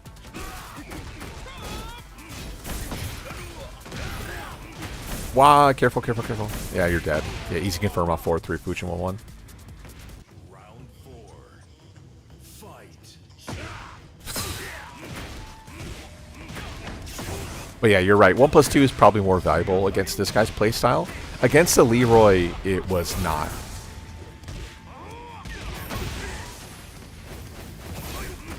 Yeah, good block. Obviously, first hit. Cannot be. Oh, yeah, you're dead. Yeah, careful with holding forward or trying to kip up post knockdown. There's way too many steel pedal effects that hit grounded that cost spin in this game. 4-4-2 is one of them. Personally, I hate that mechanic, but it's one of those you just have to deal with it. Like him going for 4-4-2 there, though, is like max disrespect because, right, if you just tech roll, -16, 4-3 for sure will reach at that range. So, okay, Sin. I would say you're moving well, but relying maybe a little bit too much on down 3.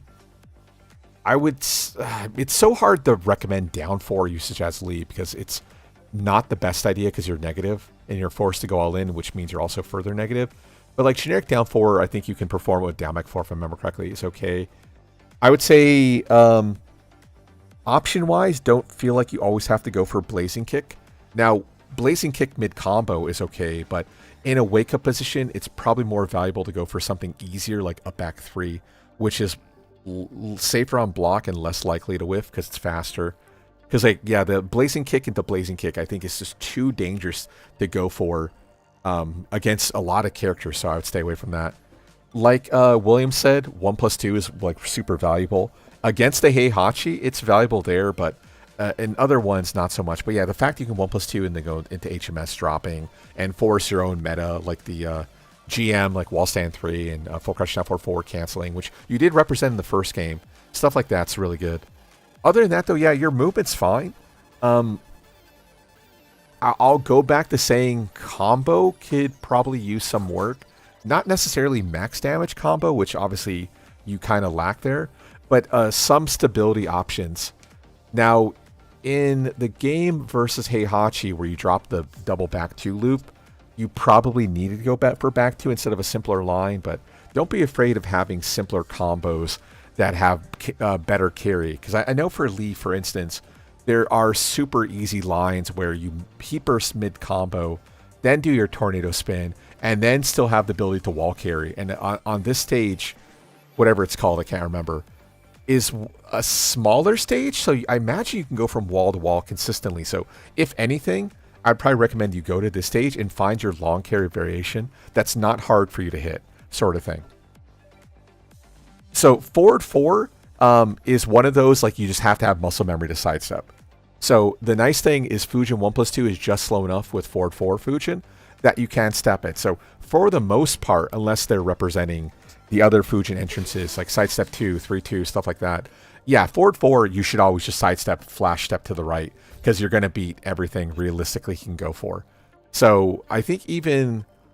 Wait, well, okay, maybe Fujin 1 is the one that beats sidestep right, but if your opponent's not representing Fujin 1, it's not something you have to worry about. But yeah, Geta loses. Now, granted, he might go for Fujin down forward 4, the Hell Sweep, which would track. But same thing, it's a probably losing proposition. But yeah, same thing, right, generic down 4 also would win there. Right, Fujin 2 I don't think is 14. Oh, no, if it's 15, then you would also lose. I don't know. I'd have to look at the frames. But yeah, forward 4, for the most part, same thing, like you've always done. Sidestep. Sidestepping, for the most part, is the easiest way to beat Heihachi. So back, in TA, it's a little bit spicier because he has better things to track. Sidestep right, or, his right, your left, sidestep left. But still, ultimately, he still falls by the wayside. It's just stance entrances and whatnot. You don't panic. It's mostly about it. Also, the forcing down 3 meta, especially when they show like a lot of orbital, like up 3-4 kind of thing. Probably want to stay away from that. Beyond that, maybe better pressure outside of down 3, like 2-2 confirming. You went for like a lot of down forward 3, which is okay because of jails in this game. But I feel like if you're always representing that option and never going for like 4-4-3 for not just, confirm option, but like follow pressure, you're probably hurting yourself in the long run. Beyond that, maybe more, what actually you're missing for sure is just a lot of down forward 1 poking. Like, you're not really abusing the fact that you have an incredible down forward 1 with Lee. I think just general pokes would probably help out tremendously as well. Also, okay, one last thing. Don't feel like you always have to go for, like, punishable strings. I know that's an issue like a lot of League players have. They really love hitting that final button. And oftentimes, it's just not worth the risk. So risk versus reward, take that into consideration.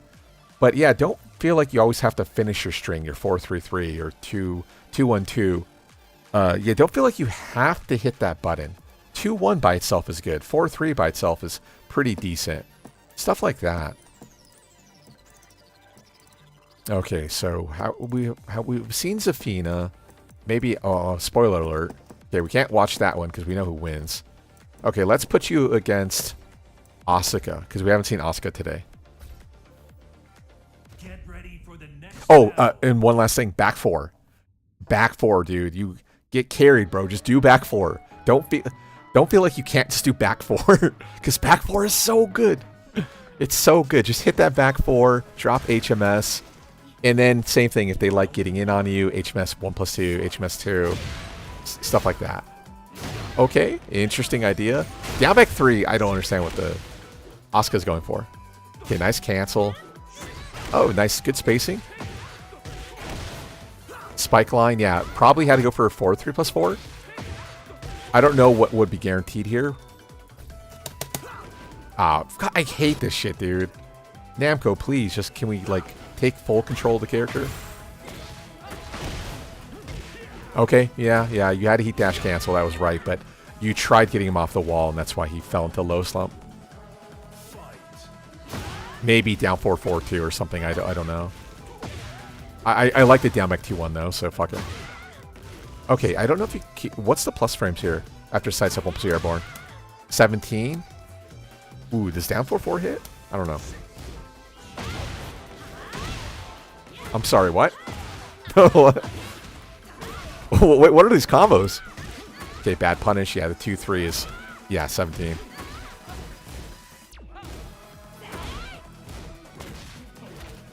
Okay, what are you gonna force? Oh, okay. I don't hate the sneak 1+2. Okay, yeah, don't like the throws. He hasn't represented Well, apart from a combo for 2+3, it doesn't represent anything.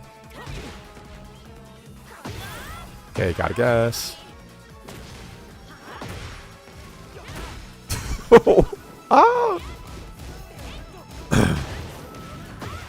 Wow. What a scramble. I don't think I've ever seen a scramble quite so scrambling. Let's go into Sevic. Wow, again, full root. Now, the nice thing, like, him going full root on a lot of things, he knows you don't want to guard. So, like, I don't hate the reads. I mean, I hate the idea of him going for it. But, like, him going for it, because, like, okay, my opponent's in, like, ducking is fine. Okay, a little bit late. Nice, good timing, though. Running 3 again is crazy, dude.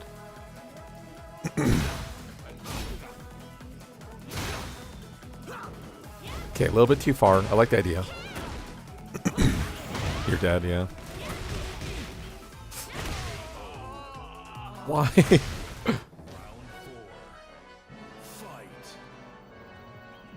He was afraid of too many wall hits, but there was no way there was too many wall hits. Nice duck.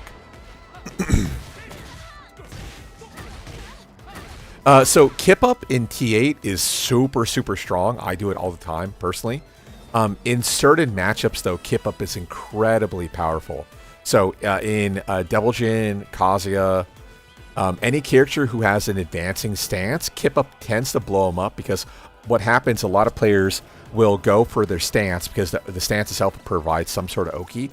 And then because they always enter into stance, you win. Like, for instance, against Devil Jin, if he goes for fly entrance, like, you know, the running fly, whatever it's called, the morning crow, Kip Up is a launcher against them. So same thing like that. A lot of people are so gung-ho to go for, like, Crow 3 that they just lose to a basic wake-up option. The way to exploit it is the same way you exploit any other wake-up option, and that's sidestep right. Either sidestep right or just space it out. Now, when you Kip Up on offense, like you're the one performing the Kip Up, just be sure to not hit a button, because even though you recover very quickly, if you try to do anything, you'll often get launch punished. And worst of all, the game won't say punish. It's just going to give you a normal indicator. But yeah, if you space it out, it's one of those like sidestep right, or just go for like a really long range advancing option. Like oftentimes with, you know, Mishima, Reina, Heihachi, stuff like that, you could either do two things. Either space it in electric or go for a steel pedal that also OS's the Kip Up. Because like while you do the Kip Up off the floor, you're also vulnerable against airborne hits, so you're technically airborne, and that's where, you know, 442 and stuff like that, steel pedals are going to launch you. And that kind of goes back to what I was saying earlier, how a lot of steel pedals now cost instant spin. Bad game design, but it's perfect for beating certain options. Kip Up is one of them. Apart from that, technically, if you're close enough, you can go for meaty hitting like a 12 frame or 13 frame mid. Also, furthermore, jabs, also, if you're really close in their hitbox, also win too. So there's a lot of counterplay against, you know, Kip Up, FEFT, hold forward. But it's very powerful innate, for sure. Yeah, so, you know, that's the thing. On block, no, obviously there's nothing you can do. I'm talking about spacing it out specifically. Because frames still exist. You're still vulnerable for at least 12 frames, if I remember correctly. But on block, you just have to hold it. There's obviously nothing you can do.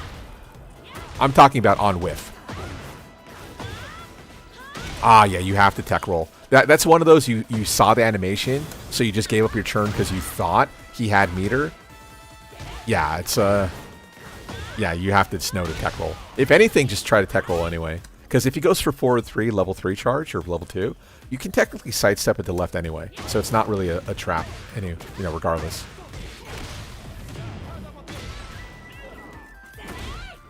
Yeah, the issue is the recovery speed is very quick.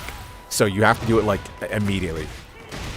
If anything, you might want to go into practice mode and just set the bot to do Kip Up and then just work on punishing it. But yeah, ultimately, like every other option, FEFT 3+4, wake up 3, wake up 4, yeah, usually you just sidestep it to the right anyway. What?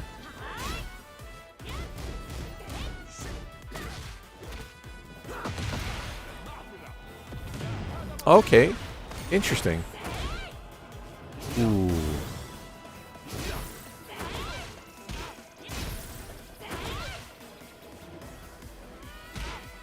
Yeah, I don't like that the what do you call it? The can doesn't jail. If the can jailed, I wouldn't feel that bad about it being like so much buffed in Tekken 8. But the fact that can doesn't jail, so little stuff like that where you're hitting up back for a frame or something like that, yeah, you get launched even though technically it's not guaranteed. And that's super fucking frustrating. Okay, let's skip to the third one because I see you're playing against a different Asuka. So I want to see you versus the different Asuka. I want to see if there's any adjustments you've made against Asuka in general, sort of thing. So let's take a look. So obviously game 2 you lost. Damek 3-4 is pretty spicy. Also him going for kick Sabaki. What? Okay, nice hop kick. Okay, question is, do you want to go downstairs? Okay, you do. Spin. Okay, you should meter pop to get the wall. Damek 2-1 short or down 2? Or 1, okay. Nice combo. Oh, kill him. Yeah, what was the frame here? Probably like super negative, right? It's probably like plus 16 and then an additional 6. Okay, 18 plus 6, so this is technically minus 24. Probably should have been ready with like Heat Smash or something like that.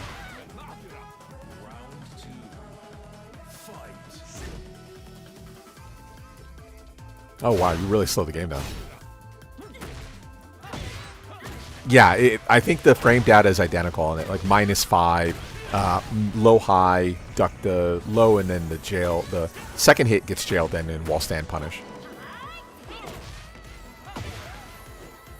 Woo. Okay, 1-1-3, still really good move. Oh, interesting. Oh shit. My bad. I fat fingered the button. So I do like how you're canceling your sneak though. You're snake dashing.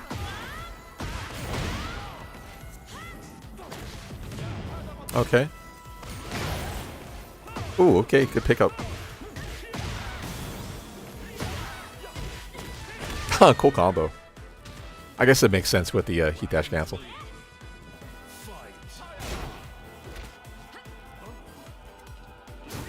Ooh, nice movement. I can't believe that works off axis. What a combo. Oh, that's a horrible combo now. Really, no bokeh? Is this a god break?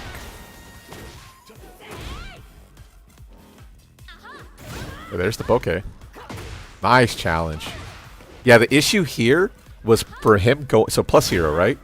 He goes for the up forward 1 again, but then he cancels it. He probably should have executed on the down plus 2 idea right away, rather than give you time to think.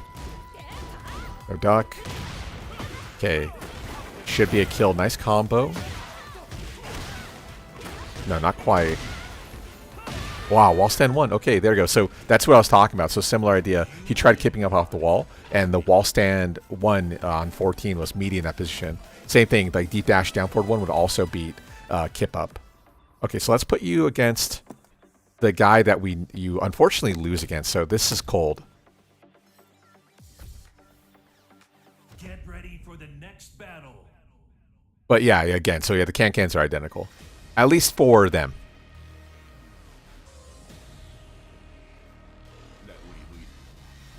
Round 1. Fight. Wow, what a low parry. Interesting combo, though. Wait, what? Bokeh into 4-4-2-3? Wouldn't getting the wall be more valuable? Because he could have went for the up forward 1-2 bokeh, meter pop, up forward 1-2 again for third hit strong aerial carry. Ooh, oh, meter pop, meter pop, meter pop, meter pop, meter pop. The wall is super good for you. Even though it does less damage, you have to 5 here. Just 5.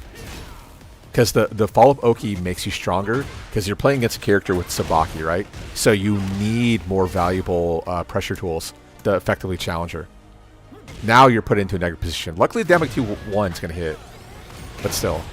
Oh.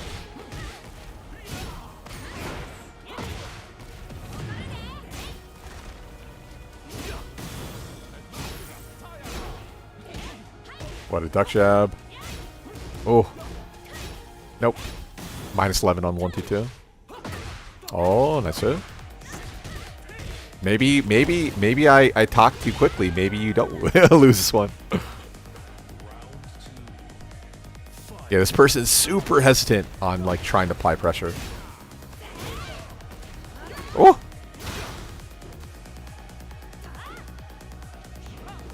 Yeah. Ooh. Okay, they kind of feel like they're flailing. Yeah, same thing. Maybe a strong aerial to get that wall. You can convert that, yes. Bad combo, though. Ooh, I like the 4-1. Yeah, it's hard to max punish with up 4-3, so the 4-1 on 13 is fine.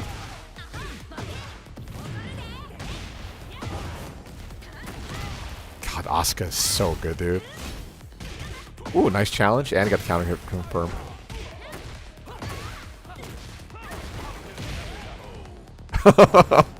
Yo, let's party, bro. I mean, he hasn't punished a single hop kick yet, right? So fuck it. Yeah, obviously fishing for the wall or the floor break. Ooh, stuttered up back or up forward 1. I respect that. Oh, big trade. Yeah, luckily he doesn't have meter, so he can't get the tailspin.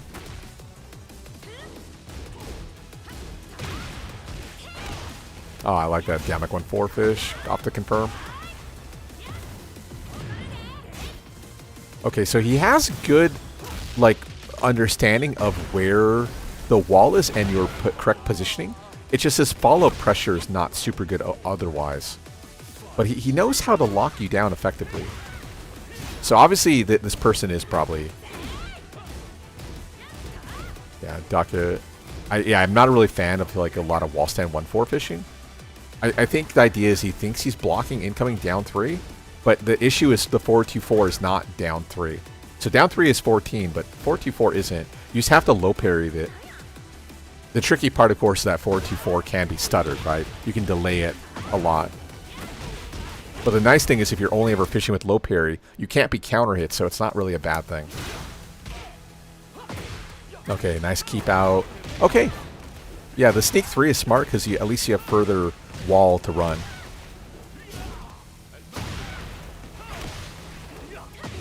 Ooh, pick up.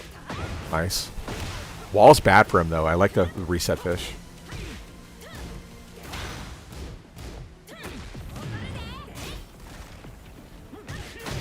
Okay. Ooh, so is your option, is that an elbow? Oh, it is. Oh, that's nasty. Good block. Nah. Bad punish, though. And he's dead. Yeah, he's dead because even if he goes for charge, on minus 13, 4-2-3 will kill him easily. Okay, let's see here, Deji. Let me do one more match. Let's find someone you haven't seen yet. Ooh, Elisa. No, I want to be too hard to get a read on. Okay, let's look at you versus Jin. So this is more your typical like meta character, right? Because I think Jin is still one of the most popular characters in the game.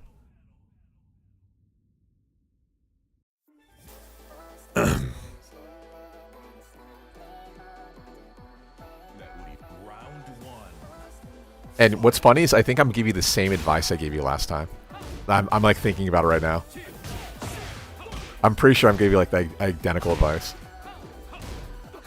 Ooh, careful, careful, careful. Yeah, challenging the forward 4 is way too risky. At least with like a jab especially. Like he represents forward 4, then Zen drops. Yeah, you'll lose like up forward 1 in there. Okay. Yes, you're getting... There it is, the CDS up forward 1.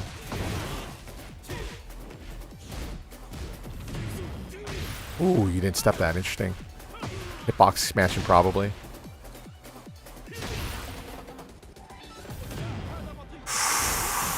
Ooh, we should have died.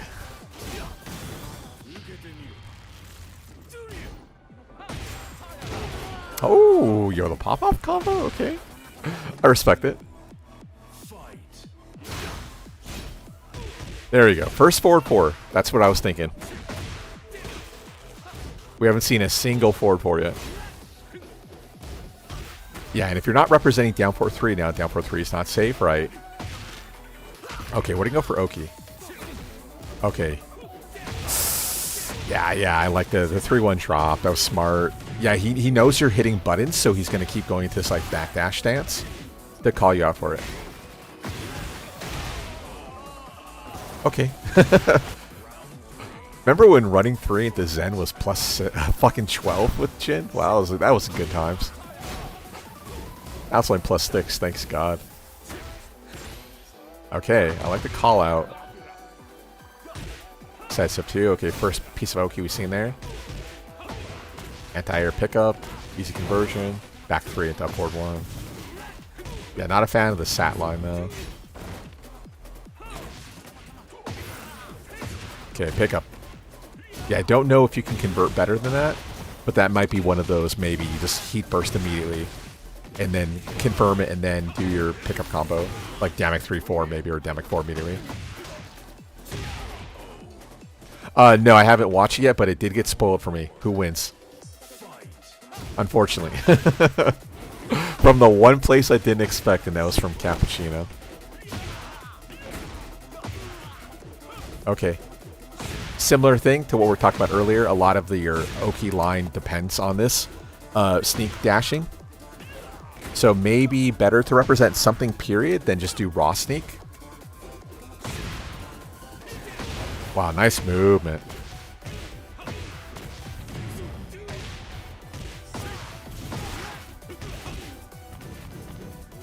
Okay, good patience. Yeah, hop kick a little bit greedy, but that's okay. He didn't punish you. Yeah, gonna pop the 4-3-1. Punish that. Careful. Yeah, that was a super smart backdash from him. Yeah, no punish again. Yeah, I saw the meter pop coming. I agree with that. Ah! Nice movement.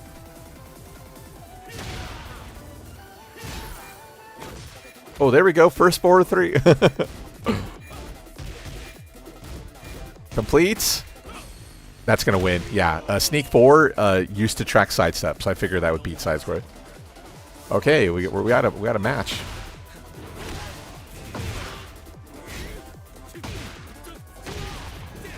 Nice step.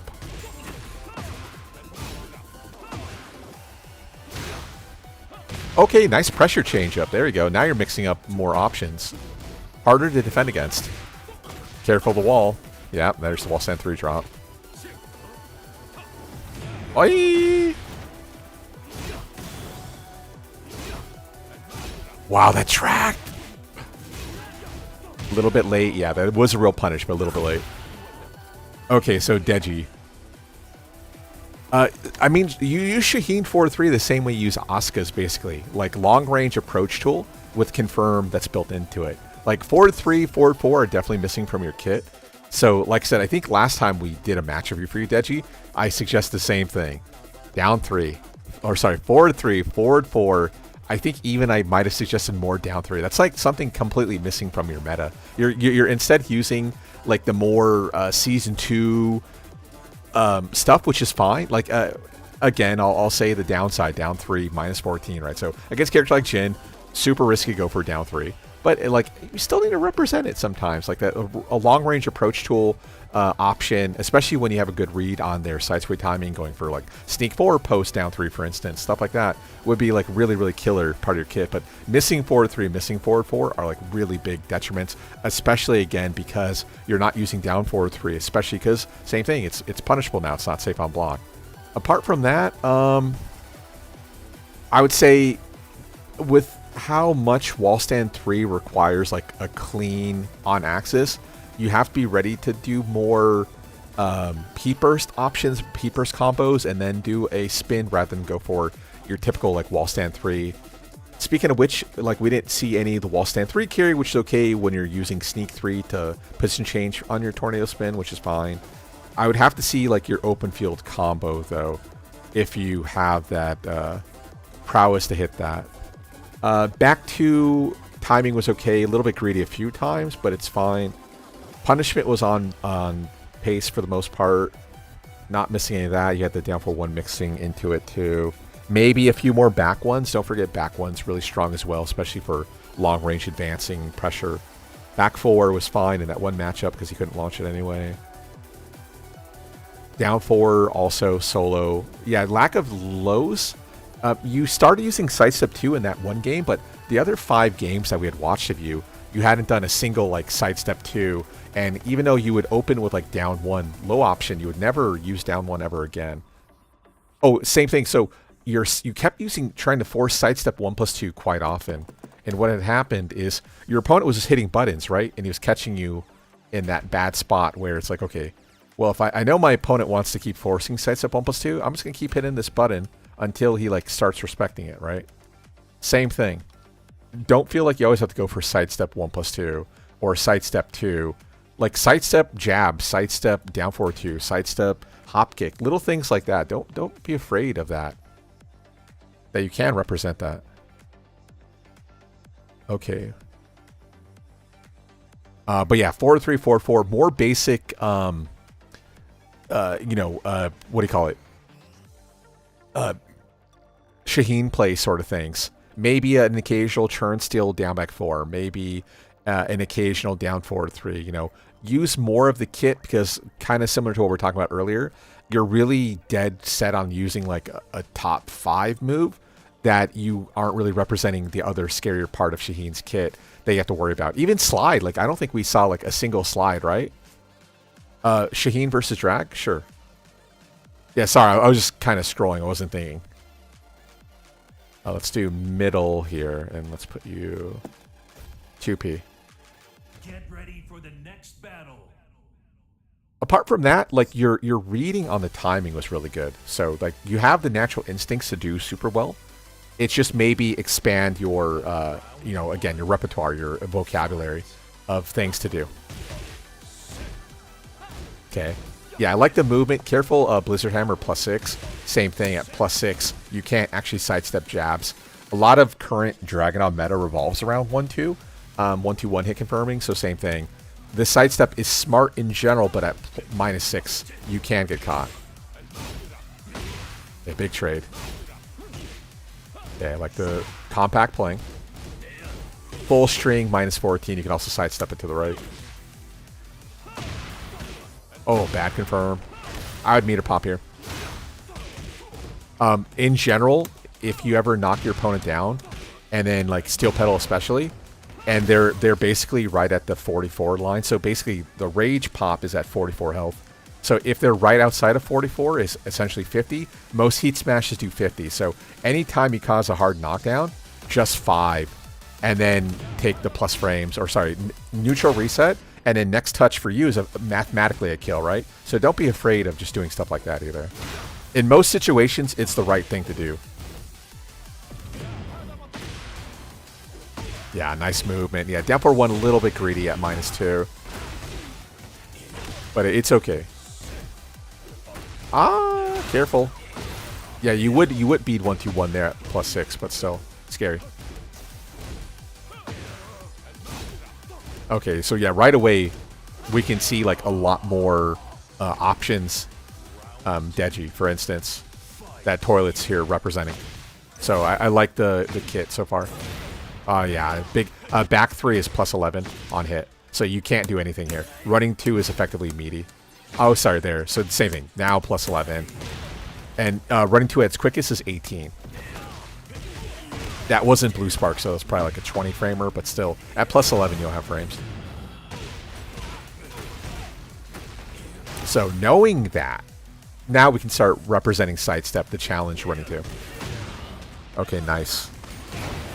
Yeah, keep him in corner. Yeah, I respect the reset. I like he keeps moving though. He's not afraid. The input mistake, yeah, you dropped the flash punch. One thing of note, and I usually don't like to be the one to say this, but don't forget wall run. Wall run's a thing. Certain wall runs are better than others. Wow, 3-1, yeah. Second is high. Ah, big whiffs. You're panicking, like punish. But yeah, you got the option there, so my bad. It's fine. I think the 4-2-3 is more valuable, but still, it's fine. Okay, yeah, duck behind. Nice movement. Yeah, you are starting again by initial 1 frame. So technically, if you pull perfect sidestep and down forward 2, you will win. Yeah, I like how this guy's forcing wall stand 2 post full crouch. Because, yeah, a lot of people will go for full crouch down forward 1 rather than take the easy mid. And best of all with Dragunov, down forward 2 and wall stand 2 with him are only -12. So, frame-wise, it's not even that bad to go for it. That's not a thing, by the way. Nice challenge, but same thing. 1-3 plus 1 only. Anti-air pickup. A little bit greedy on the combo, but 1-2-1 out, fine. Okay, running 2? Yeah. Okay, a little bit greedy on the second running 2, but that's okay. Ah.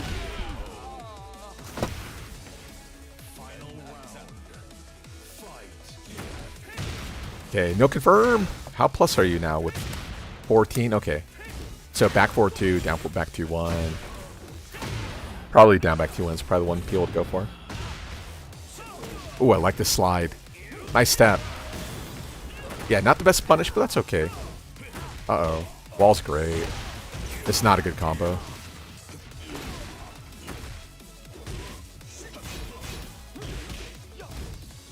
Nice movement. It's hard to recommend it, but like back 4 is fairly linear. And what they did in early season 2, they made it such that back 4-3 has 0 tracking. So if you ever able to sidestep back 4, the 3 will never hit. So you can just mash your punish right away. So just don't be afraid to punish immediately. Nice low parry. Okay, good patience. Okay, good kill. Okay, he loves hitting them buttons, but he has really good movement, so he's using Dragunov in that sense. So if that wasn't the last game, we want to similar thing. We want to approach this Dragunov with like a lot of lockdown and also a lot of homing tools to make sure he's in a good position. Other thing of note is that the Dragunov full crush down forward 1 doesn't high crush. So like if you even represent forward 4 and he stays FC and then hits the full crouch down forward 1, you'll still win. So that's like the really good news. If I'm the Dragunov player, I start moving to solo poke back 2, a lot of down 2, and keep the running 2 pressure going. Because the running 2, I think, is paying dividends. There's no reason to fade away from it. So there you go, down 2, open gambit. So same thing. Now he's starting to represent more proper anti-sidestep lockdown with natural high crush built into it. So, yeah. Oh, yeah. Yeah. He's getting caught. So now he's forcing down 2, but he's not using the proper side of the down 2 coin, which is to not do anything. Yeah, you don't feel like, especially if you're a Dragunov player, don't feel like you have to hit a button post down 2. Okay, weird wall distance though. Yeah, I like you trying to go for max carry, but that's fine.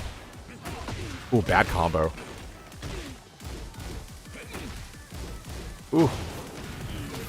Okay, this should be a kill. Oh no, off the wall, unfortunate.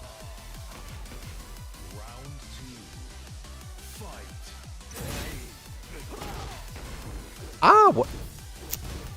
Okay, so he's definitely a newer Dragunov player. This is the second time we've seen up forward 4 into down 3. Like, this is one of those, like, if you're played Dragunov a long time, you know down 4 is the only thing that links here.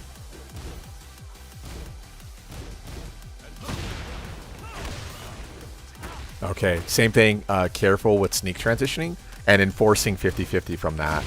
I would say don't be afraid of like back 4 in general or slide or down 3. Don't feel like you always have to go for sneak 1+2.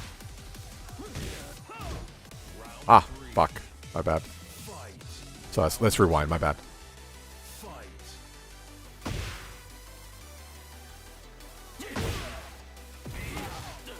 Okay, he's off axis.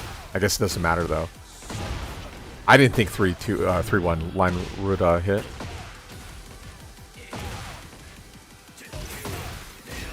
Okay. Ah, what an orbital. That was smart.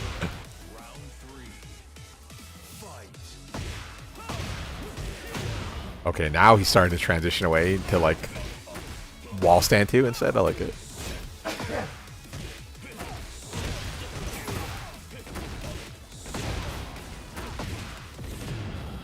Okay. Ooh. Ah, yeah. Taste for blood. The good news, like Demic 3+4 is only +3 for Dragunov, so you could challenge it, but still, it's terrifying when like 1-2-1's on deck, right? Okay, so now flip side of the coin. So what should Toilet do here to properly challenge him? I'm still a fan of like down 3. I think it's fine here.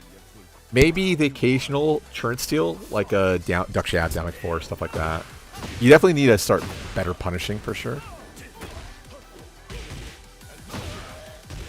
Oh, it does work. Okay, cool. Yeah, same thing. Meter pop. You know, same thing to what we were talking earlier.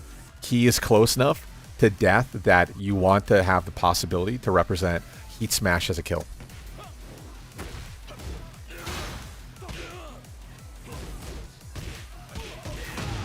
And yeah, now he's out of kill range. Okay, nice movement.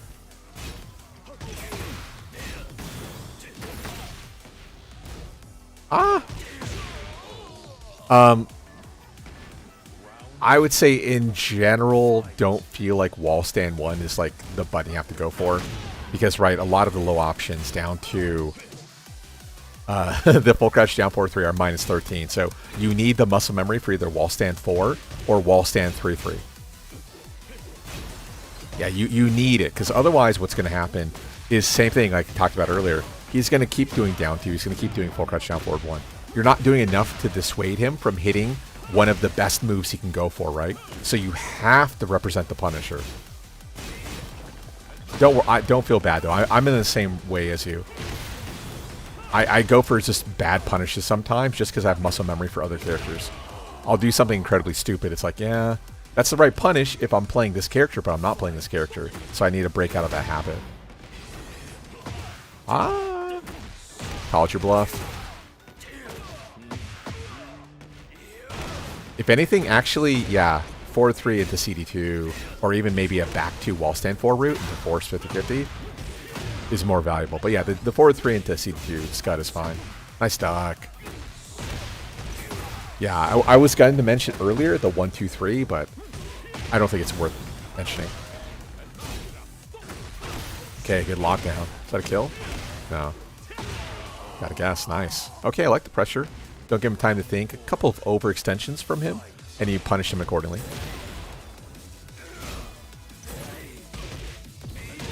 Wow. Wow, I cannot believe the fucking roll 3 hit that far away. Nice, good combo. Holy shit. That range is crazy. Only +2 after 1-2 on hit. So you could steal right away. Don't be afraid of the sidestep. Don't be afraid of the turn steal. Force the Dragunov to be the one to make the adjustment to read against a turn steal and stuff like that. Because trust me, it's a losing proposition. 1-2-4 is probably not the best thing to go for.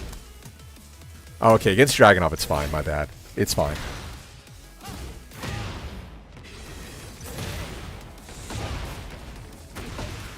Roll 2 would actually be super ideal. Okay, nice combo. Good pickup. Yeah, he understood it. Tasted blood, just went for the kill. I like that. Okay, so against Dragunov, Dragunov is really just more small Tekken-y. Just flash step right and have him overextend. And then call him out for major mistakes. Also, the lack of punishment against Dragunov is probably your biggest detriment. So we'll do one final one with you versus him. But yeah, call him out. Get ready for the next battle. Dragunov plays small Tekken, but also he has some of the worst small Tekken apart from movement because his frame data is so fucking dog shit. Down forward 1 is good, but that's it. Everything else he has is like really bad frame data. And then he's forced to start playing big Tekken, which would be like your full crouch down forward 1, stuff like that. Don't be afraid. Don't be afraid. There you go. As soon as you show hesitance, Dragunov can push in.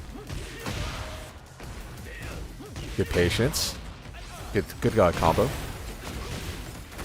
Okay, there you go. There's the first reset idea that we've seen from you. So same thing, maybe start expanding your Oki options. Especially because I don't think we've seen really a slash punch from you yet either. Oh, fuck. Doing that.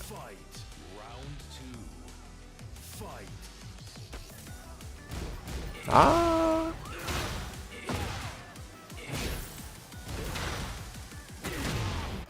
In general with Dragunov, every string that Dragunov has is a mid-high. So if you don't know what to do, just duck. I think the only string he has that's not is Damek 2-1 and 4-3 1+2. Every other option he has is a high. There might be one I'm missing, but I think all of them are all highs. And all of them don't jail either. Other than 1-2, well, of course. Although 1-2 is a mid, so fuck it. Okay, movement. More movement. Flash step right. The follow-up hit, CD4 is not guaranteed. Now, granted, he's done quite a few shoulders, CD 1+2, so maybe you're closed up against that. Okay, I like the wall stand 3. Okay, you knew that was going to happen. Maybe just go for heat burst right away.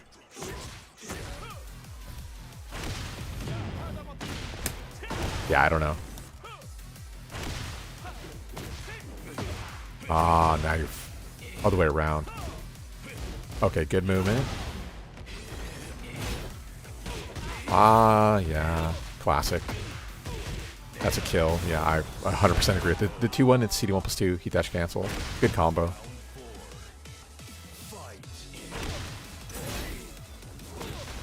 I think you could have still stepped here. Okay. Is that just perfect for him? Wow, that's super unfortunate. Yeah, the up forward 4 has like a noticeable like dead zone on it. I'm surprised it hit that far off axis.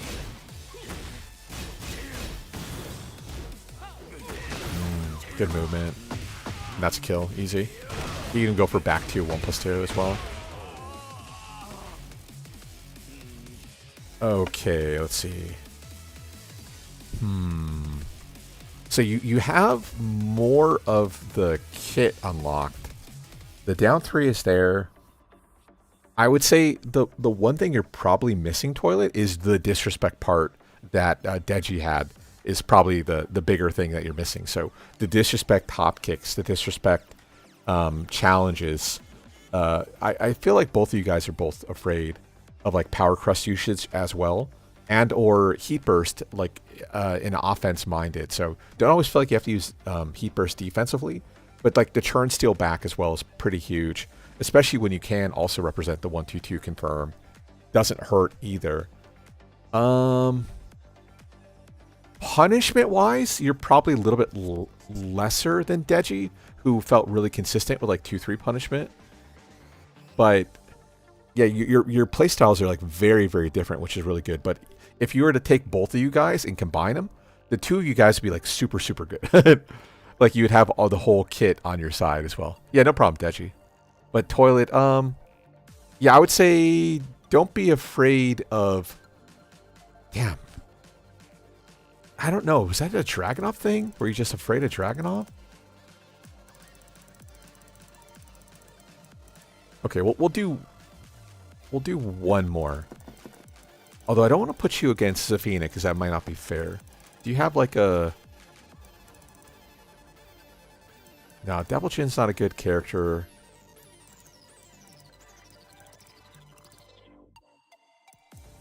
Nah, I don't know. I don't know if Heihachi would be a good enough information for us. Yeah, maybe we'll put you Brian. Yeah, we'll do you versus Harong. This will teach me, I think, the last piece of the puzzle when it comes to your Shaheen. One against Zafina? Yeah. If you're requesting it, I'll do it. Round 1. Fight. Oops. Oh, not that button. How the fuck I get out of this menu? Replay list.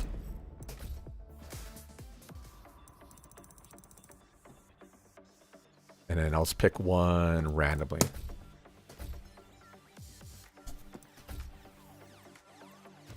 Yeah, the part of the problem is I don't know what Shaheen has against Zafina. Like, off the top of my head, I'd say, oh yeah, wall stand 3-3 is pretty good. But they nerfed wall stand 3 in Tekken 7. Wall stand 3 used to stay grounded. And I don't know if it's going to work against Zafina in this game. That's the issue I have with it. Okay, nice movement. Okay, there's the disrespect. Where's the disrespect earlier? Lockdown. Okay, don't hit the forward 4. There you go. You made the adjustment to go for down 4-3 right away. I like it. That's tight. Nice low parry to kill.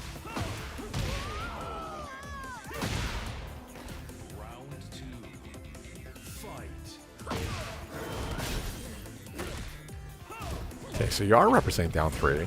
There's the power crush we're talking about. So were you just afraid against the Dragunov player?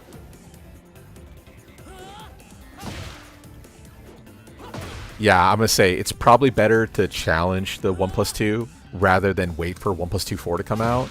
But you also didn't make the mistake the second time off of sidestep. So that was good. I like how he's mashing fucking heat smash. Or heat burst, that's tight. Lockdown. Okay, don't hate the down 3. Because, yeah, down forward 1-4 doesn't wall splat anymore, right? So who cares? Okay, same thing, easy kill. Okay, big trade. Good patience, so it says I won't pursue. Keep in mind, Zafina's weak side is her right, not her left. So you're playing with fire, but that's okay. Ah! Yeah, you took a little too long to think. Oh, that's going to beat you, yeah.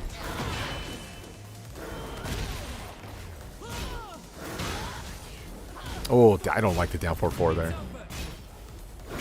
Yeah, oh, well, you're dead. Doesn't matter. Yeah, you were far enough away that if you just the step down 4-4, I think you would evade it regardless. So him forcing down 4-4 at tip was super fucking greedy. Okay, unfortunate. Wow. Wow. Oh, bad combo, though. I don't even think forward 2-3-4 even causes tornado spin, right?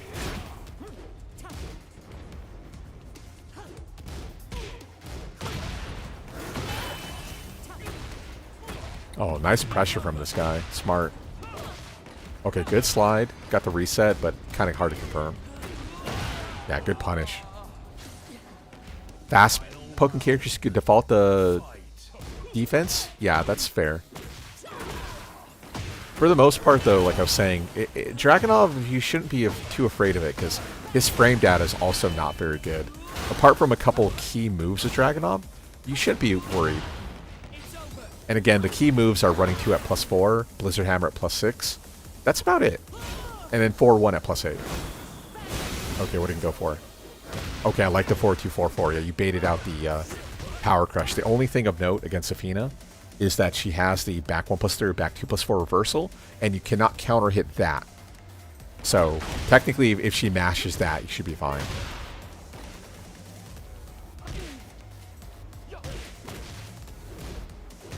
Wow, thread needle back 2. And that's kill? No, not quite. Ah! Oh no! Yeah, that's one of those you have to know how far your wall, you know, the SAT hits, but at the same time, the wall's there, so wall's gonna script that combo. But yeah, look, understand how far your strong aerial tailspin reaches before going for something like that. Okay, so yeah, so I think you kind of called yourself out, Riddle, by saying, hey, I close up against pokers, and that's okay. But that's where, yeah, same thing. Crushes come in, and your sidestep comes in. The one thing against Dragunov that you were really lacking is just general movement. And oftentimes, movement is the answer to pretty much anything you have to worry about. So luckily or unluckily rather, is in T8 movement is worse. But at the same time, like lateral movement is still really good. And Dragunov has major issues with lateral movement. So I would say don't be afraid of just moving in general. Because the good news is, at least in this game, versus something like Soul Calibur, where you get penalized for moving because there's counter hits against movement, that doesn't exist in Tekken yet. There's homing tools that are really strong, but don't be afraid of it. Don't be afraid of moving. Don't be afraid of counter poking, and don't be afraid of turn stealing, power crushing, duck jabbing, sabakis, even though I guess probably he doesn't have a sabaki, right? Stuff like that. Don't be afraid of it. But yeah, disrespect is like a major part of T8, so don't be afraid of that.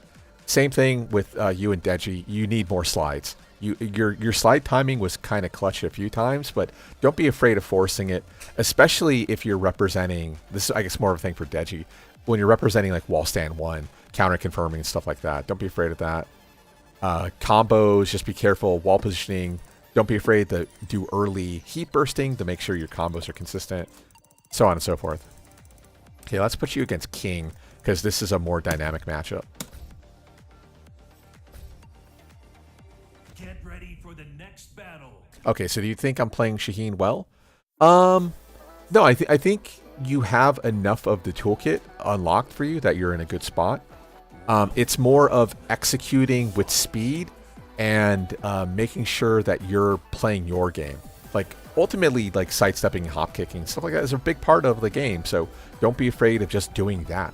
Once you start like getting rid of your hop kick out of the game, you become less dynamic and worrisome. Like the play against, like the threat of like random hop kick to crush have actually pretty good range with Shaheen. It's very scary to deal with, and when you mix up the other quicker pokes, where you're naturally beating sidestep and or forcing a 50-50 like down 3 and hop kick, right? By itself is still a nasty 50-50 to deal with. Certain matchups it's a little bit worse, but for the most part it's like scary to have to deal with like onslaught, relentless pressure, which is why hop kick is such a good part of the game in my opinion. But yeah, I think you're on the right track. I just would like to see more disrespect, really. Okay. Okay, good patience. Nice anti-air. Oh, nice up forward one. Good combo. Good combo until the end there. Okay, yeah, generic down forward, launch punish full. Yeah, you're 400,000 prowess, so you should know. Oh, really, really lucky because the damage 1+2 breaks armor. So this is just a general note for people against King.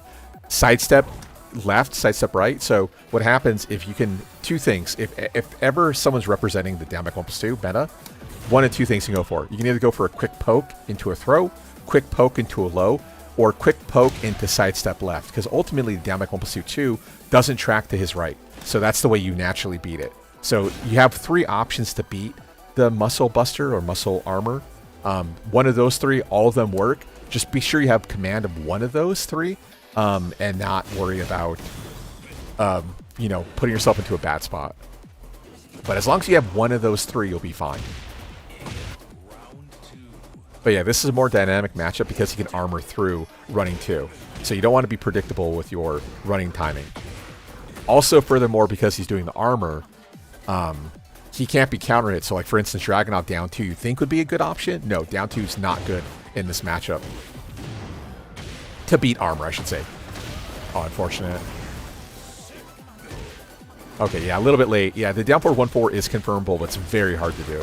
Most people would say it's not confirmable. In my opinion, it is. But yeah, online Tekken. Okay, one check, I like it. Yeah, nice GS from this guy. Yeah, no problem, Riddle. Nice movement. Yeah, I like that. That was clutch. Beautiful sidestep left, flash step, into confirm duck. Wall's great. Okay, yeah. A little bit not great pressure timing with like Blizzard Hammer, but it's okay. That allows you to start representing like 1-2-1s anyway. Wow, what a break on the GS. I wouldn't have broke that. Okay, careful how you get up.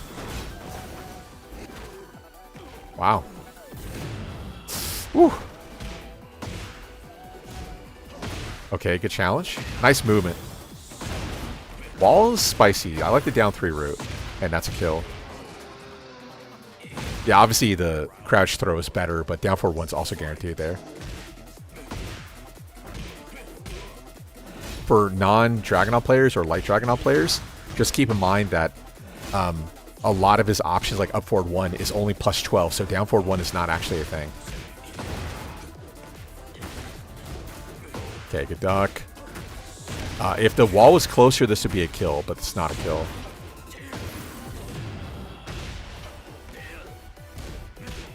Okay, pops it.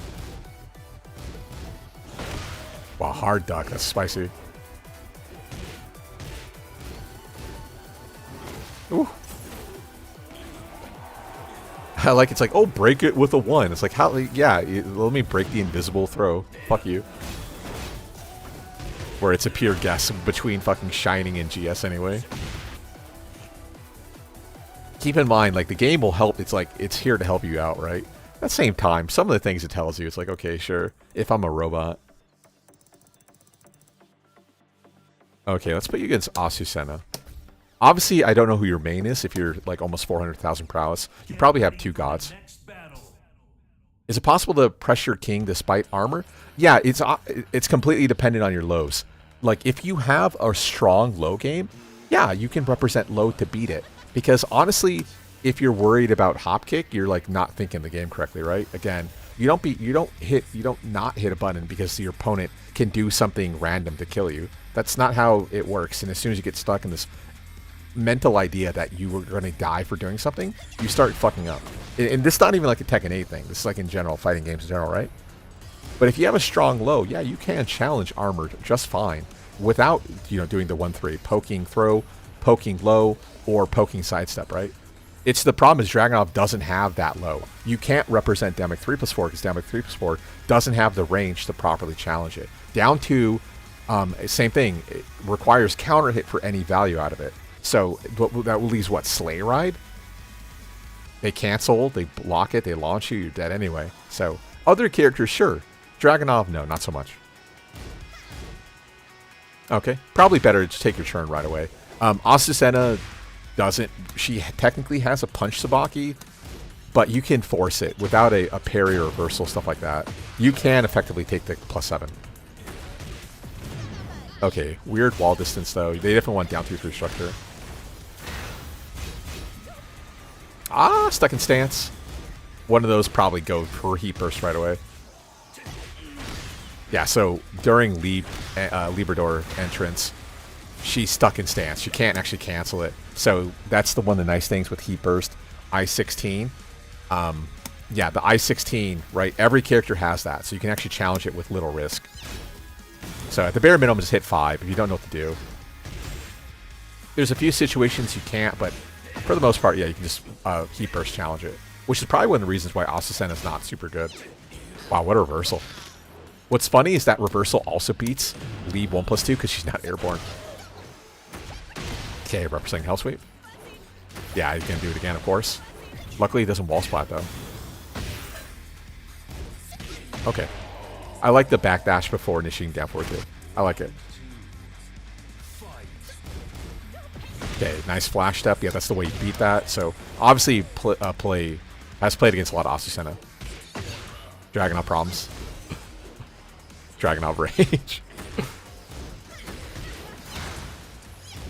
Ooh, I don't like that. What a throw. Okay, good challenge. Yeah, wall stand 1, safe counter at launcher. Eye crushing. But you like good challenge there at plus.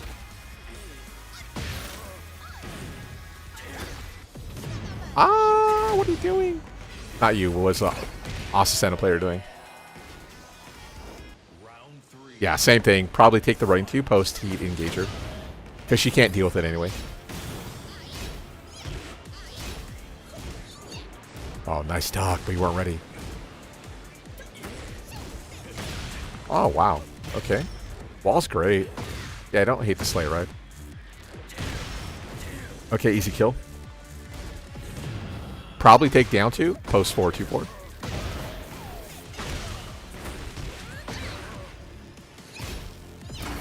Ah, good challenge. Ah! Don't do that. Having access to like a 15 frame heat smash is so good. Okay, good duck. Horrible punish. I like it. Force it again. Your opponent, same thing. Your opponent doesn't want to punish it. Just keep doing it. Who cares?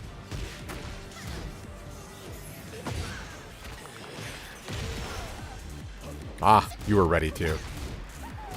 So yeah, during animations, crouch dash cannot be buffered. So that's the sidestep left bug, the anti-sway bug that Brian has had forever. Similar idea. Okay, I like it. Real punish. Keep in mind, for Azucena players, she has a crouch throw, so she actually has a pretty good punish. Yeah, wall stand forward 2 is good because I think it's like +7, but still, you do have a crouch throw on 12. You don't have to just go for wall stand 1 on 13. Just because something's -13 doesn't mean you have to go for that.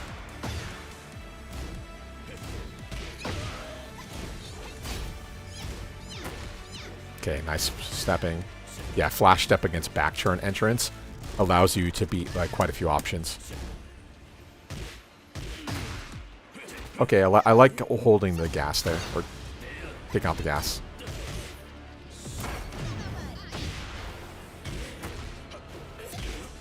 Wow, what a duck shot. That was sick.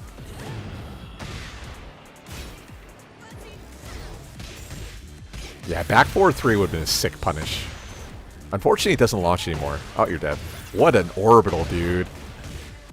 That was sick. That should hit, yeah. Yeah, that was a killer orbital. That's tight. Okay, so let's see. Because I don't know if you want Dragunov advice. Because I think your Dragunov's in a good place. I would say the #1 mistake you're making is trying to force down 2. Down 2 is good and all, but at the same time, if your opponent like properly reads against it, it's a issue to do. Okay, and same thing. I don't know if I can give you advice with Law versus Steve. Okay, we'll circle back to that. So like I said, 390 prowess. Okay, maybe what happened, you got God won and then demoted? Oh no, this is your... That is your main, is Law. Weird. So, Okay, let's go back to that one then. I'll try my best. I don't know if I'll be able to give proper advice though. And we'll pick one random one. Get ready for the next battle.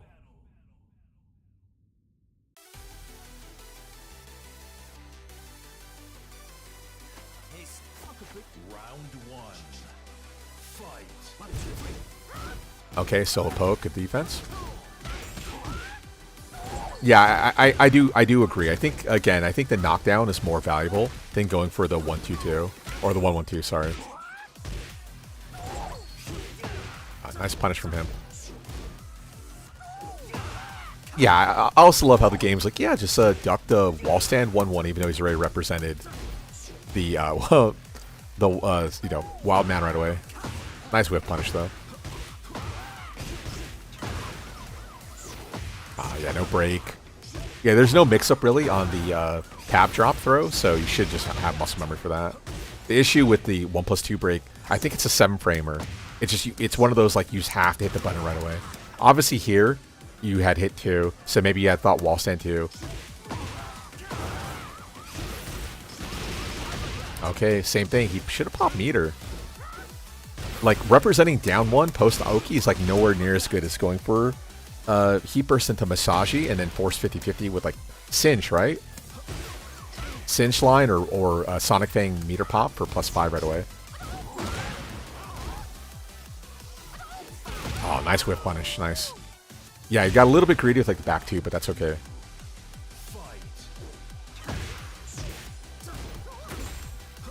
Whoa. Ooh, I wonder if you could have fuzzied under that. Yeah, a little bit late. That's okay. Good block. Yeah, wall stand. The QCF2 is also -18. But same thing. Good luck max punishing that. Okay, a lot of approach jabbing. Like, does he not realize you're playing Law? Like, At any time, you can straight up down 2-3 like this entire pressure line. Here, stays in flicker. Same thing, a 2-1 entrance. I don't think right we would beat down 2. Yeah, like a lot of keep out jab. I'm not saying going for, 4-3, the Shaolin kick countered it, but like down 2-3 fishing, I think he's fine against this guy from I was playing. Nah, good bait. Round 3. Fight. Ah, yeah, same thing. Slow on the take, you go for the forward 2 to lock him down, but you don't actually execute on the plus frame. You're like, okay, this guy's going to respect my option, and he doesn't give a shit. Immediate wild man again. Not a fan of the combo, but I respect it. Okay, nice slide. Okay. Counter confirm. A little bit late, unfortunate. That was counter confirm. There's the command 2 throw. Do it again. Good break. Yeah, you're basically dead. You just have to guess. Down 2-1, of course, not guaranteed anymore because it's only +9, but same. Down 2-1 is so, so good.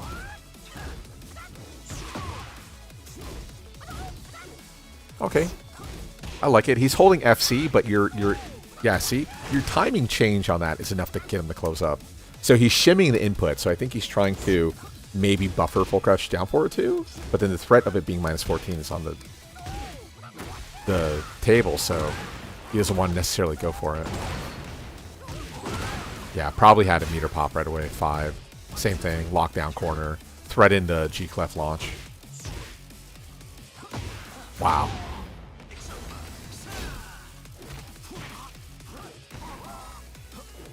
Oh, did you not even break a throw at all? Oh, okay, you did. Okay. You hit 2 first. I thought you didn't do anything. I've done that before.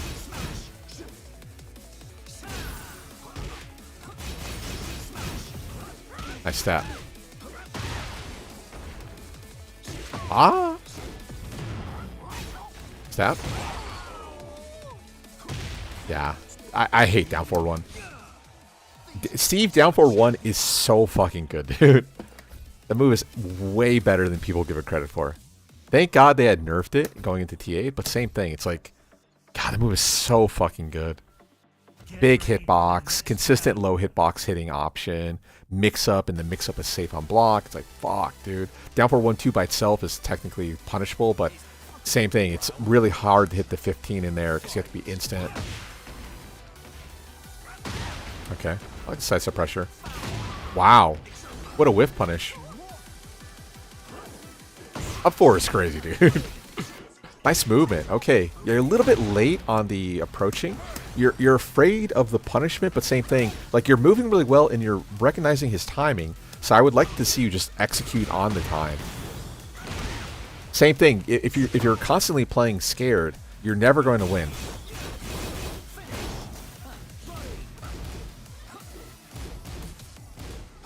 Oh, big trade. Yeah, you can pick up. Nicer. Yeah, I'm not sure what the best combo there is, but that's fine. Ah! The 1C player who doesn't lie to. Yeah, double out 2 is crazy too. Nice flash. Oh yeah. Yeah, you flashed the down 4-1-2 like we're talking about, but yeah, you didn't execute on anything, unfortunately. I do like how you represent up 4-3 for the possibility of line drop at like 0.5.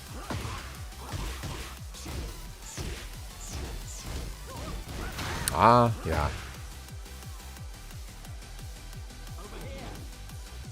Again, the one C player doesn't line to. Hi.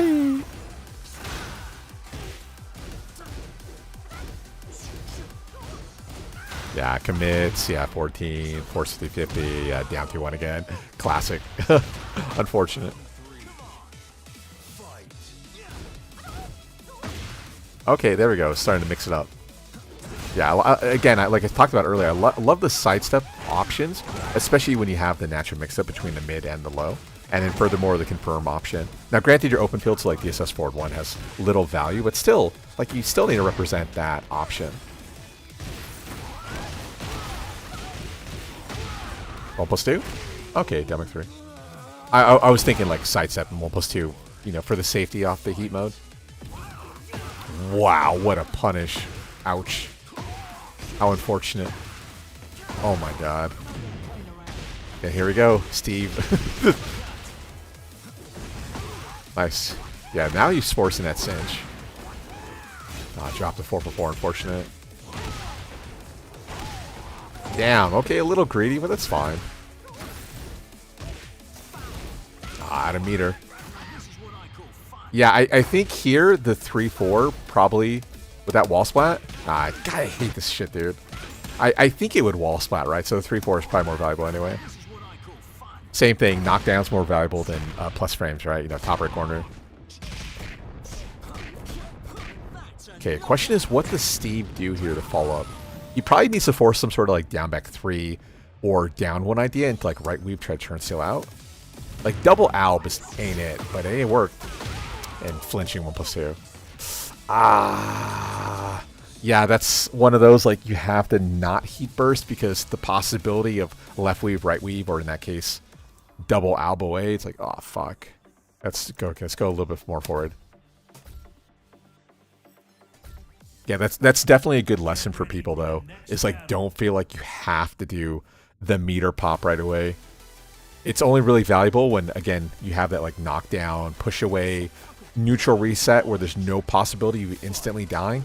But in like a slightly negative position like that, you'll get burnt more often than not. Okay, I like him going for junkyard. Yeah, a little bit late on punish. Nice call on the 1+2 though.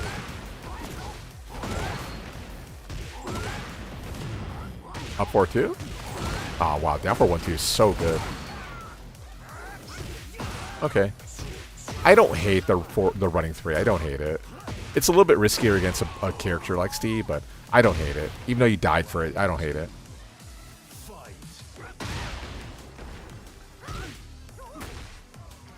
Okay. Yeah, I don't quite like your timing change here. So, the step kick obviously safe on block. Luckily, he had closed up against it. But you put yourself into like such a negative spot where like back one's going to start eating you alive. Luckily, this guy doesn't seem to do quite a few back ones. Okay, no punish.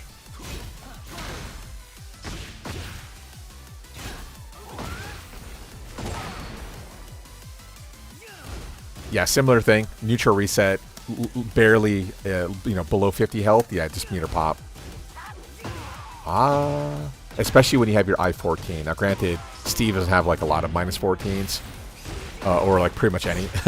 But still. Okay. 5? Yeah, of course.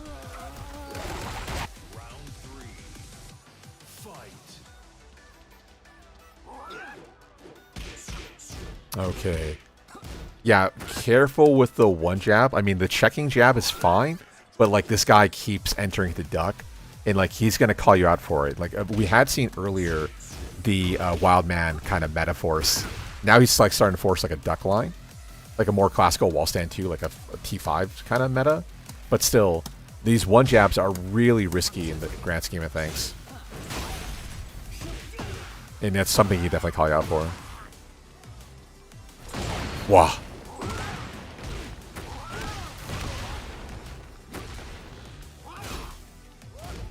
Wow. Good call out. I do like the meter pop post sidestep. I think back one would still hit, but that's fine.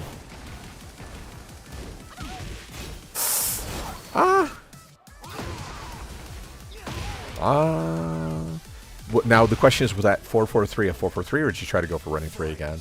I'm inclined to believe latter. Okay, more down 4-2. This much duck entrance, like down 4-2 is going to eat him alive. Like the wall stand 4 timing change was there, was good, but the down 4-2 I think is one of the part of the kit you're probably missing right now, Blue. Oh yeah. Parry this bitch. Let's go. And then yeah, junkyard into even like Dragon Cannon, right? Heat dash cancels probably on the table. Yeah, his timing on deep sidestep off of right weave, drop back, So there's the flicker drop into full crouch down forward cancel, into full crouch down forward 2. This reminds me of like Andy's playstyle, 725s. Although way more technical than Andy. Okay, I like the reset attempt. Yeah, again, manual flicker drop back, fishing for overhead, confirm with the 1+2. Although 1+2 doesn't wall splat, does it?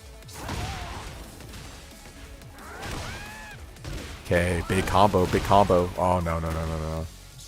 Yeah, that's one of those, like, you probably have to go for heat burst because you need to get that recoverable gauge going back your way.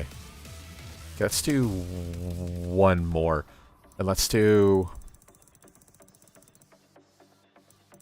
Okay, so down forward 2 for sure. Like, way more down forward 2, especially with someone who wants to go for duck canceling. Now, you might think to yourself correctly that you can't actually down forward 2 duck. But keep in mind, like, down forward 2 by itself, if it's a non-launcher, is like, what, +6, +7? So it's still your churn afterwards, and you can confirm the situation. So I think from that guy's playstyle, down forward 2, especially when he doesn't want to use back 1 against you ever, I think has major value. Let's put you against Yoshi. Let's do final round. Get ready for the next battle.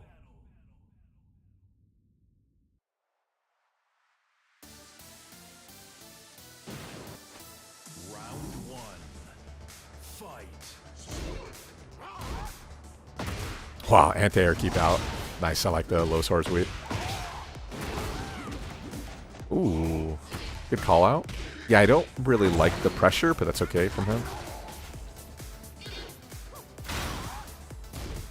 Oh, did you try moving after Dragon Cannon? Okay, no, you didn't. It was just a camera shift. Okay, good. I'm gonna say that'd be a bad habit. Wow, what a back 2-2. Down shift into wall stand 1. Yeah, fishing for the wall splat, confirm. Whoa. Damn. And how plus are you? 6? Yeah, heat mode NSS kind of flash. That's the only reason you got hit. If you did a normal flash, you wouldn't have got hit. Okay, don't go downstairs. This is horrible. Why would you go downstairs? You have this great wall in play, and now you give your turn up. Like little stuff like that. Like these are like major mistakes that are easy for you to mitigate against. If you just held the 1+2 a little bit later, right? He wouldn't be in a position where he allows you to get up. And without meter, maybe that's the idea, is like, okay, I'm without heat burst or heat in general, so I need to apply pressure. But like the heat is the other direction. And like I said, now the Yoshi's playing from behind.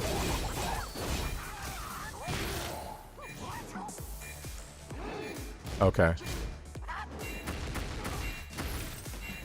Oh, the delayed side roll barely beating the portal Bastu. Yeah, we take those. Okay, nice pickup, yeah. Down 2 is so strong. Okay, probably look to go for Junkyard if you ever recognize like deep evasion like this. Yeah, you probably need Junkyard on deck. I don't think we've seen a Junkyard yet.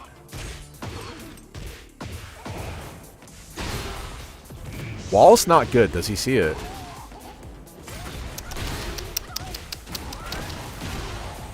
Don't do that.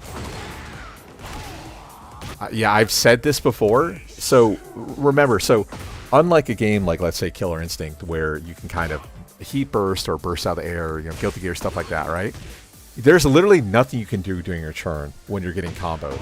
So like when you're getting comboed, you should always be cognizant of like hits, wall positioning, hazards, meter, stuff like that, right? You have all the time in the world, especially with combos taking fucking 15 seconds to do, for you to like recognize situations that are occurring. On offense, it's harder to see this sort of stuff. But like knowing where the wall is, especially when you're forcing SAT option, right?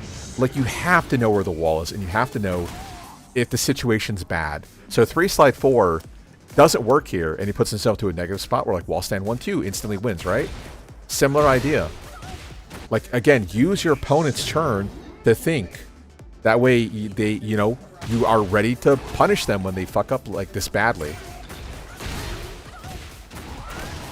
Yeah, you had the wall stand 4, obviously the DSS forward 1 guaranteed. But like wall stand 1-2 there is more valuable. Wow. Just enough frames to win. Doesn't get splat. Okay, running 4, sure.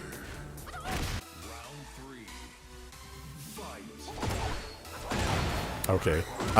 Ninja down 4-4 is super linear. Like, if you just sidestep open, like, you're just gonna beat that. The 12-framer. Okay. Respect it. What's the frames on back 2-2? 0, okay. Yeah, I'm gonna say, yeah, he didn't punish you the first time. Just do it again, who cares?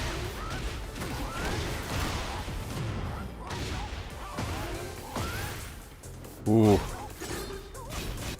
Just note in general is you can heat smash out of FC. So, like, this is one of those maybe you just wait for the confirm, like, situation. And then just kill him for it. Ah, fuck, I hate how it takes complete control. It's so annoying.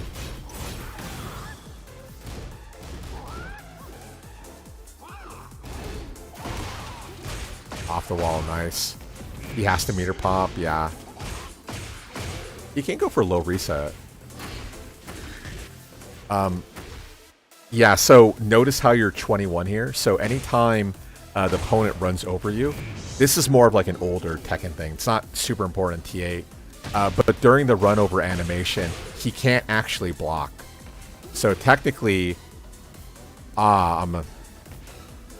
Wake Up 4 here is effectively guaranteed. So in older games, Wake Up 4 from this spot would actually wall splat, so you would launch them if they ever did a run over. But yeah, because Wake Up options don't actually cause wall splat anymore, you don't get that property. But yeah, Wake Up 4 is guaranteed there. It's more of an esoteric thing. It's more of a system thing. But it's funny to see people do that. Like, oh, you'd be dead if you're playing any other Tekken game.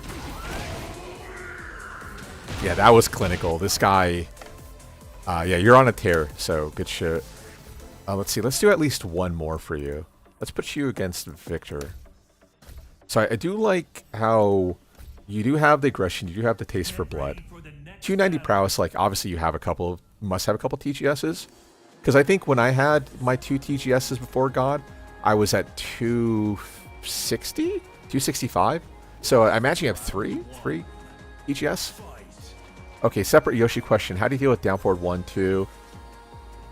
Minus, I don't have a good answer for you. I can tell you if the Yoshi player is not, or sorry, if they are in DSS, you can power crush it. If they're not in DSS, you can't, but at the same time, if they read your power crush, then their flash is a launcher. So it's pray, honestly. It's a pray sort of thing. Or read, or pray that they hit the S mid 1 too many times and fuck up their frame data. But yeah, in theory, you could duck the high, but the thing is the mid cancel is so fast that I think only technically 11s win. But even then, maybe it requires a duck jab. But yeah, I don't have a good answer because there's so many things Yoshi can blow you up for from that spot that it's like, you probably just want to hold it. Oh, nice keep out. It would lose to DSS cancel, but that's fine. Or DSS fault, I should say. Meter pop? That's super character size dependent. Also axis dependent. It's very risky for a down back 1 perfumer cancel.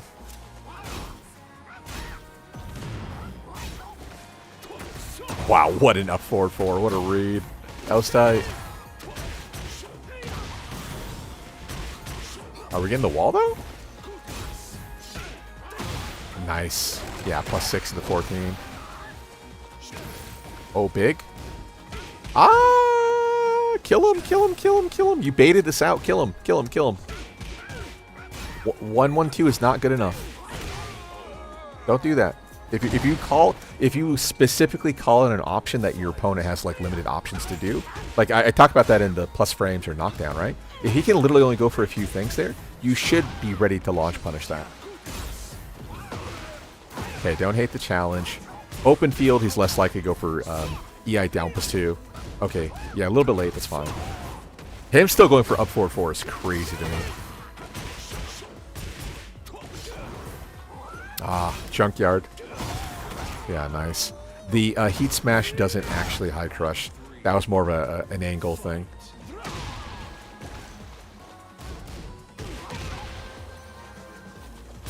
Okay.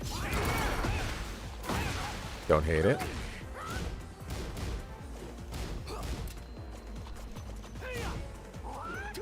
Yeah. Realistically, a down 4-2 is not going to have any value. So, same thing. Up 4-2, sidestep 1+2 are a bunch of moves that have, even though they're negative for Victor, the pushback on them is consistent. That down 4-2 is like not going to have any value. Also, furthermore, like sidestep 1+2 is like -9, up 4-2 -7. They're not going to be mashing at that frame. That the Abari is not really a thing at that frame data to get value out of it. So probably better to either go for hammer, down back 3, or some sort of advancing line, even like something like 1-2-1, back 1-2-1 sort of thing. Wow, shoe shine pickup is crazy. This looks cool, but the damage potential is dog shit. Nice rage art. Okay.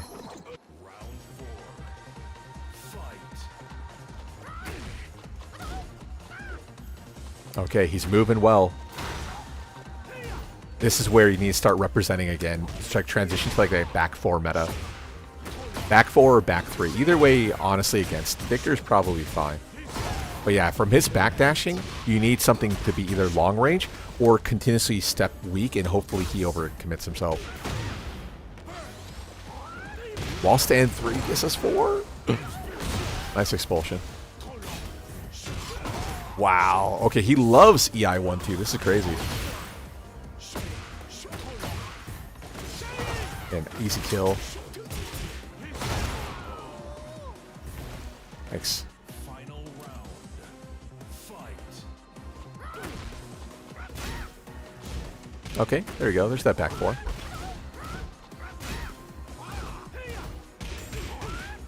I mean, I would never recommend using a 14, like Law's 14 frame Punisher.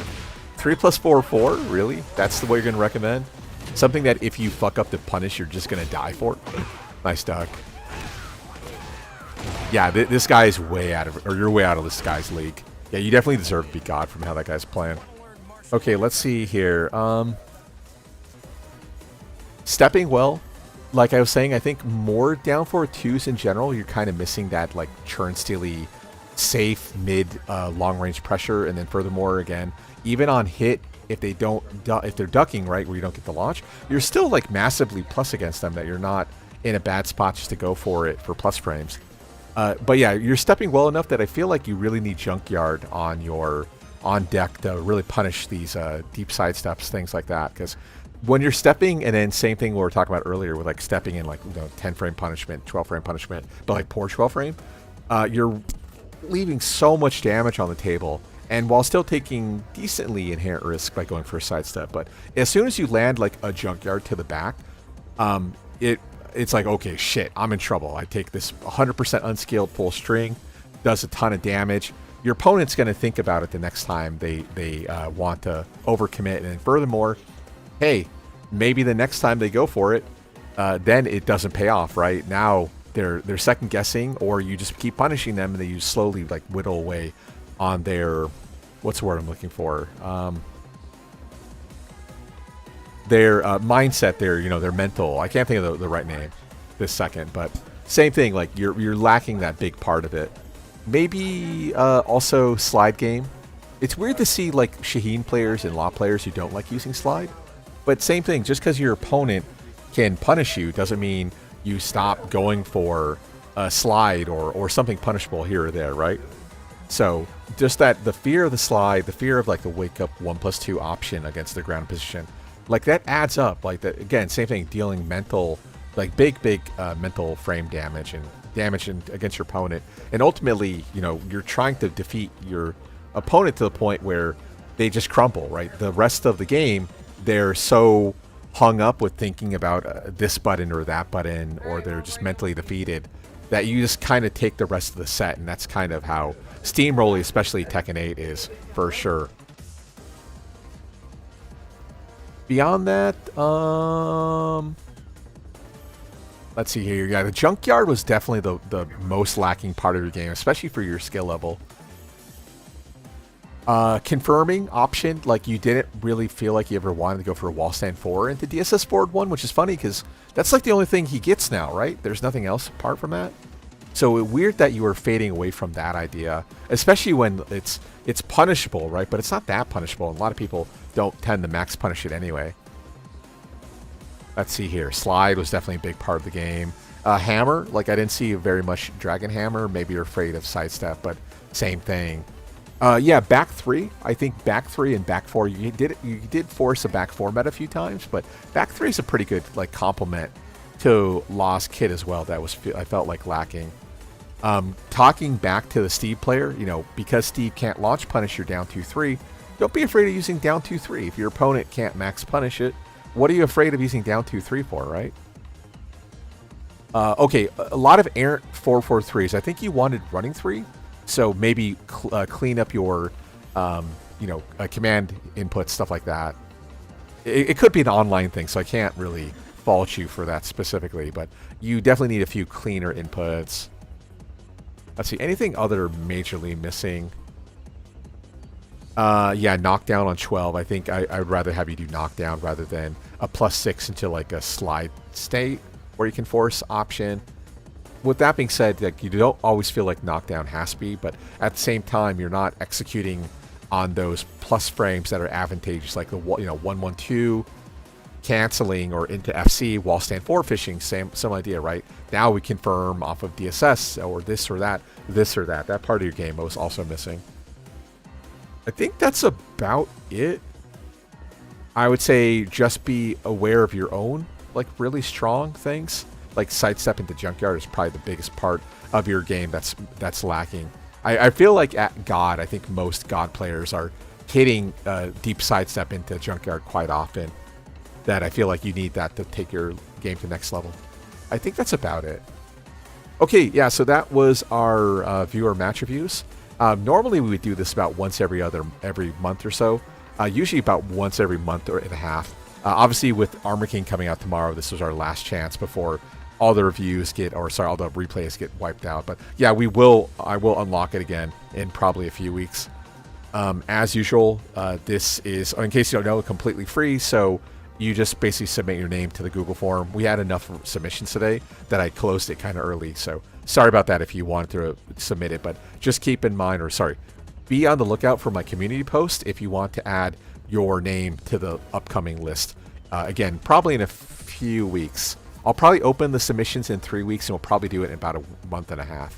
So that would be end of November, right around kind of Thanksgiving. So, okay, yeah, thanks to everyone who submitted their matches. Shout-outs to Jimmy, Fez, Sin, Deji, Toilet, Diebuster, Ebro, who else in chat, you know, Riddle. I know most of you guys who are watching are here, but like Shebek, Londor, thanks to the advice, Astro, stuff like that. Yeah, we did do a, I woke up at like 5 a.m. to do the review of Miarizu. So same thing, check out my live tab if you want to watch that, because I'm probably not going to make the single breakdown for her. I'll probably play some Battlefield tonight, and then tonight on Twitch we'll keep leveling up. Whatever he's called, Leroy. We'll start pushing to TG and then God eventually with him. So feel free to come by for that. Consider becoming a member, so I make my own channel. So even though this is free, membership I think is like $3 a month, and I have a bunch of members only content. I think that's about it. Yeah, as usual, if I made a mistake, correct me in the comments. But yeah, thanks for coming by. Big ups to you, Deji, for sure. That will do it for me, and we'll be back later today. And then obviously tomorrow when Armor King comes out, we'll do the breakdown of his full move set, stuff like that. So that should be kind of fun. Okay, adios, later all. Hope you guys have a great rest of the weekend. And then, oh yeah, we'll still do the EU Tekken European Evo Japan, whatever it's called, match review sort of thing too. So be on the lookout for that. Okay, adios, later all.